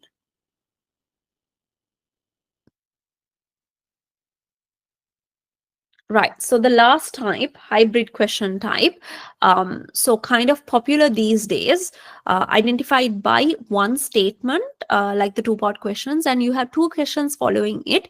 And one of these questions is a discussion or opinion type question, right? For example, these days, a growing number of people travel to famous attractions mainly to take photos of themselves rather than appreciating nature. What do you think is the reason for this? Question number one, you address it directly in body paragraph number one. Paragraph number two, you address, do you believe this is a good or bad development? What do you think? So this is kind of like a opinion type essay on its own. Okay, so you got to argue this in the second paragraph. So don't worry too much about these individual essay types. My final advice would be just read the question and answer what is given there, right? Don't worry too much if it's if it's a problem and solution, if it's two-part questions. Don't worry, answer what is given. Otherwise you will feel overwhelmed, right? If you're ever not sure, drop me a message on WhatsApp, or drop me a message, or put a comment in this, so we'll know, right? So I can help you out with any of these question types. So for homework, I would say, as an activity, look at Cambridge book 19. So these are your past paper sets. From book 19 backwards, go until Cambridge book 9 or Cambridge book 10, right? So you have at least 10 books, and each of these books will have 16 papers altogether, right? Or each of these books will have 4 writing papers. You'll at least have 40 writing papers to practice, right? So go through these and just jot down 2 simple notes for each essay question. Which topic does it belong to? And what type of a essay question is it? Is it two-part? Is it opinion type? Is it discussion? Which one of those is it? And what is the vocabulary topic it belongs to? Is it work and careers? Is it schooling and education? You need to know, right? It'll make a big difference in your answers in achieving band 7 and above. Right.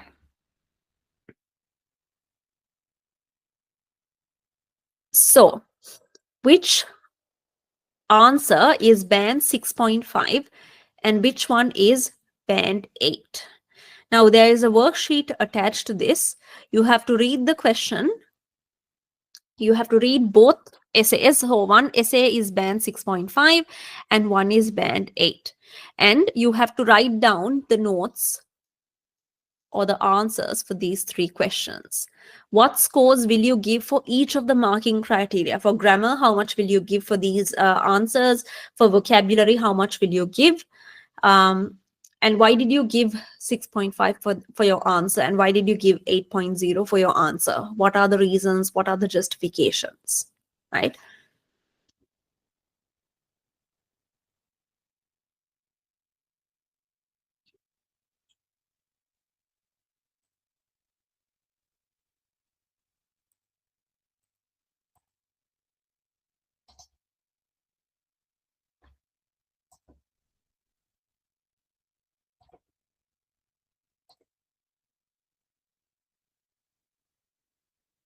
So you have 5 minutes. See if you can finish it within 5 minutes time.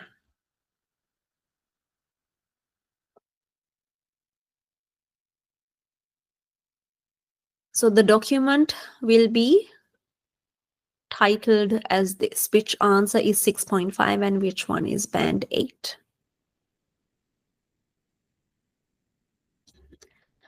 I will be attaching the answer sheet into this as well.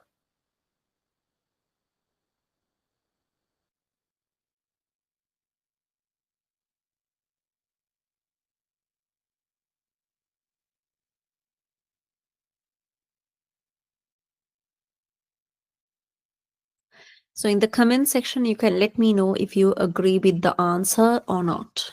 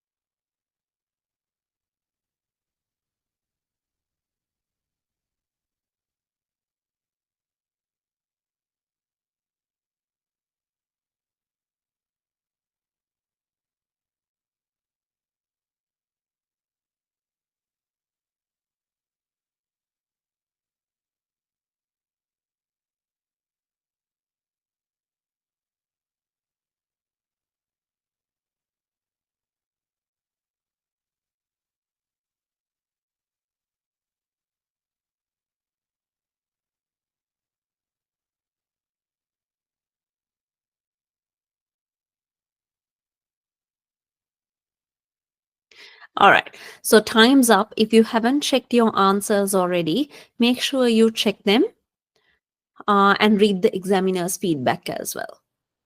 And if you have any comments and that you or ideas you want to share with the other students, make sure you put in a comment here as well. Right. So some other useful links for IELTS to find out your current level of English or current IELTS bands score before you start preparing. Make sure you go to this website. There are two exams here. One is the grammar and vocabulary test, and the other one is the listening test. Make sure you find out both these levels and drop me a screenshot as well, just so I can give you some input on that. So that would be your current level. And if your target level is different or your target score is different to this, you have to make sure you bridge the gap between those, right? And I hope this video has helped you and this tutorial is helping you guys. So IELTS Liz is a British examiner, and her website will also have some question specific answers or questions that you can practice. So you can always contact me through my email or my Facebook page. Don't forget to say hi or drop in into my Facebook page. All right, looking forward to seeing you in the next video. Dive into the academic task 1. I'm sure if you go through Cambridge papers, you'll understand. I would recommend start from Cambridge book number 20 and work backwards until book number 9. And keep doing different types of academic task 1. Right? For this academic task 1, you get to summarize a pie chart, bar chart, and you might get an image or a map or a flow chart or a diagram or a cycle. So these are the different things that you'll get to summarize, but rest assured, it all follows the same structure. Right? So we have a 6-step procedure in writing the answers for academic task 1. First off is understanding the marking criteria, task achievement, selecting and describing key features clearly. Coherence and cohesion is the logical flow, organizing ideas logically in clear paragraphs. You have to have the structure in the back of your mind. As we plan, what we do is as we plan and keep writing, we just knock off these things as a checklist, right? The marking criteria as a checklist. So lexical resource, use a variety of appropriate vocabulary or topic specific vocabulary. Grammatical range and accuracy is using a mix of sentence structures without errors, using complex sentences, using passive voice, complex sentences, conditioners appropriately would definitely give you more than band 7, right?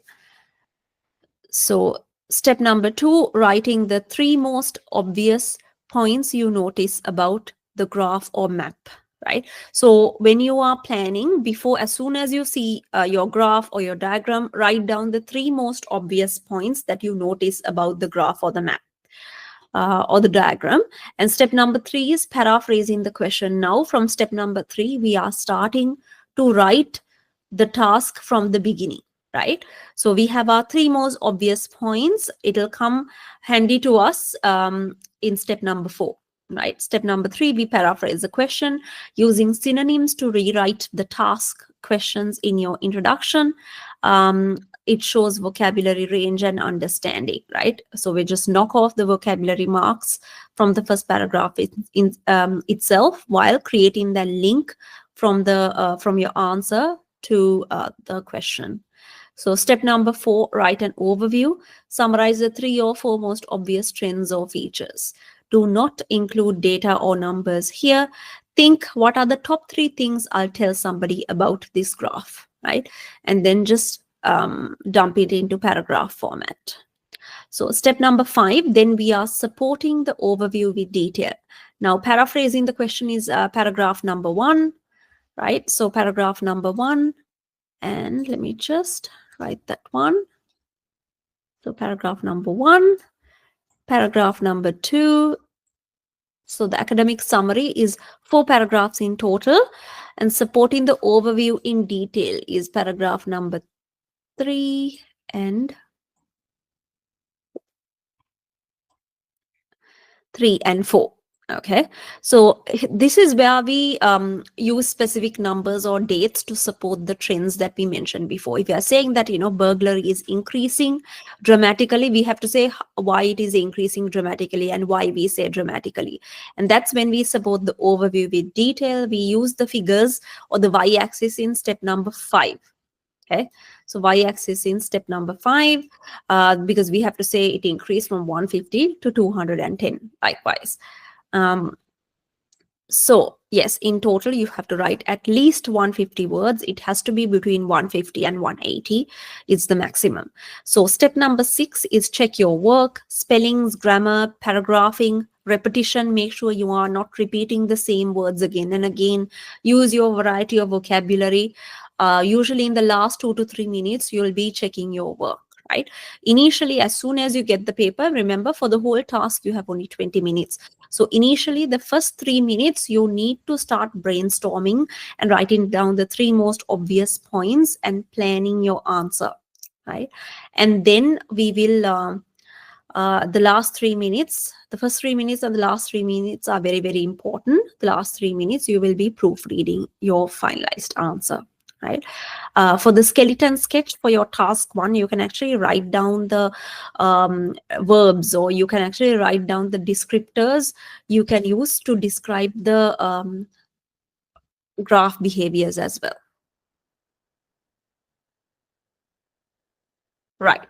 So let's look at a sample answer. This chart below shows the percentage of households in 4 countries with broadband access in 2016. Right. Now look at the y-axis very carefully. Households with broadband access is the y-axis. Country is the x-axis. Now, these are percentage. These are not absolute values. Remember, you have to use the percentage word or the percentage symbol over here, right? So always the requirement is the same to summarize the information by selecting and reporting the main features and make comparisons where relevant. Okay? So step 1, paraphrasing the question. We go through the steps now, paraphrasing the question. The bar chart illustrates the proportion of households with a broadband internet connection in 4 countries in 2016, right? So instead of this, we write the same as that, but using different words. Okay? So instead of broadband access, we use broadband internet connection.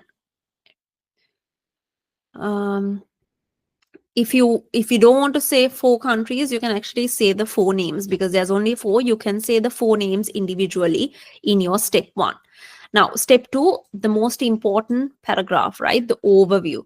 We start it with the word overall, comma, the highest levels of broadband access were in Iceland. So this one and this one, Iceland and Ireland, while the figures for Italy and Spain were comparatively lower. Okay. So proper use of adverbs need to be used, comparatively lower.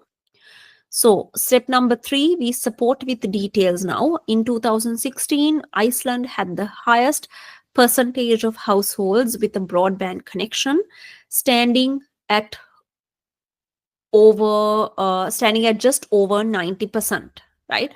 So we just say that this is about 90%. Spain and Ireland followed. So Spain and Ireland followed. Yes. Spain, comma, Ireland followed with a figure of 75%. Right, 75%. Broadband access in Spain was slightly lower, at around 2/3 of households. Right, 2/3 of households. The lowest broadband access percentage could be found in Italy, where only 55% of households had this service. Okay, so altogether, this is around 151 words. Okay, so it's more than our word count. You can add a few. Always, it's easier to start lower and keep adding. Right. So our final checklist before we submit the answer. Word count 151 words. It's done. 4 clear paragraphs. Yes, we can actually break this one into 2 paragraphs as well. That's done as well. Right. Accurate and varied vocabulary, right? So we can see we have used some variations of vocabulary, slightly lower, 2/3 of households. Yep. Instead of households, we can use the word domiciles. Accurate and varied grammar, right? You can see the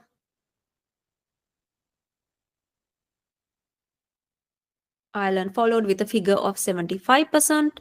So while you can see these complex sentences scattered. Okay? Move on to general training task 1. As you know, the general training task 1 is a letter. You make a plan, always plan before writing. It saves time down the line and helps you stay focused, right? Remember, because we do get marks for logical flow. So that means we can't keep thinking as we write. And use the correct style. So formal is for strangers or official context, letter of complaints, letters like that. So letters to the council, and letters of complaint to neighbors or whoever, that is for formal style. Semi-formal is colleagues or known professionals. Informal is for friends, right? So remember to cover all the bullet points. We'll go through a question next. Remember to cover all the bullet points. 1 paragraph for each bullet point. Don't ignore or rush any parts. So use complex sentences, optional but helpful. So improve grammar score by combining ideas using conjunctions like because, although, or if, right? So complex sentences are optional only for bands 6 and above. Must. These are must for greater than or equal to 7. Okay. So remember to use the correct tenses, using past, present, and future tense, beginning and ending correctly the letter for formal. So only focus on formal and informal styles. So if you're ever not sure if it's semi-formal, just go for formal. Formal means dear sir or madam and ending with yours faithfully. Informal is dear Sarah, for example, ending with best wishes. So go slightly over the 150 word limit. You need to practice to get a feel of what 150 plus words look like. Because if you're writing, doing paper based, you don't have the time to count each and every word. So it's going to be your best guess, right? Approximately, you'll write about 10 words per sentence, per line. So you have to write more than, I would say, 15 to 18 lines, right? So if you're 100% not sure in a certain word that you are using, cut it down and write it in a simpler way, or remove it and write it in a simpler way. And don't be too informal. Like even in informal letters, we avoid abbreviations, we avoid slangs, emojis, or text, or SMS language or text language. So remember to keep the ideas relevant. They don't have to be amazing. They just need to fit the topic. Remember, you are not writing to impress the examiner. So some of the common questions students ask, certain FAQs. Remember, you don't need to write the addresses or dates. Use clear paragraphing, 1 paragraph per main idea. Leave 1 whole line between each of the paragraphs. Avoid copying phrases from the question. Remember, or phrases or words cannot be copied directly from the question. You need to paraphrase it. So start and end letters on the left. Start with dear Sarah or dear Mr. Fernando, like that. And sign off with your first name for informal letters, or full name, your first name and your surname for formal letters. You don't have to use your middle names. So differences between formal and informal. So formal, you can see the way it is written. So formal, you don't use contractions, but informal you do, right? So I am writing to inform you that. I'm just telling you, I'm just writing to let you know. I would be grateful. I look forward to hearing from you. So keep in touch is informal. I'll attach a longer list of formal versus informal text. So make sure you have a look in the description as well. Right. So let's get on to the writing task 1 exercise.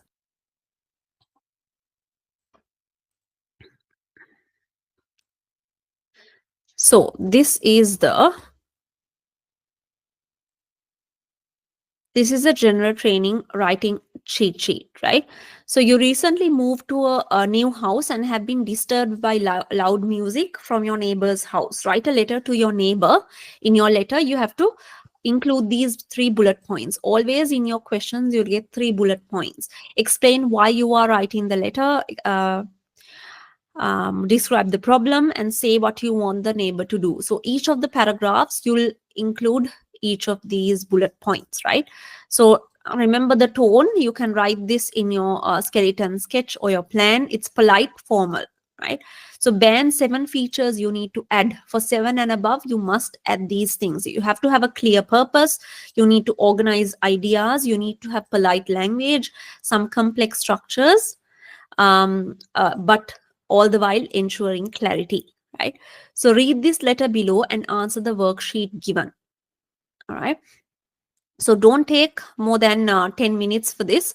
Underline all linking words over here. Example like because, although, so, since, but, however.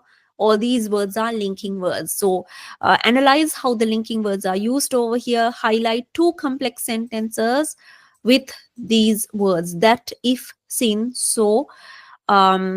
So find out how these complex sentences are created. Circle any passive voice forms in the letter and find 4 words or phrases that show advanced or varied vocabulary. You can write them down below over here. Okay? So not more than 10 minutes for this task. If you're not sure about complex sentences and passive voice and things, make sure you go back to the grammar document or the grammar video and come back again and attempt this exercise.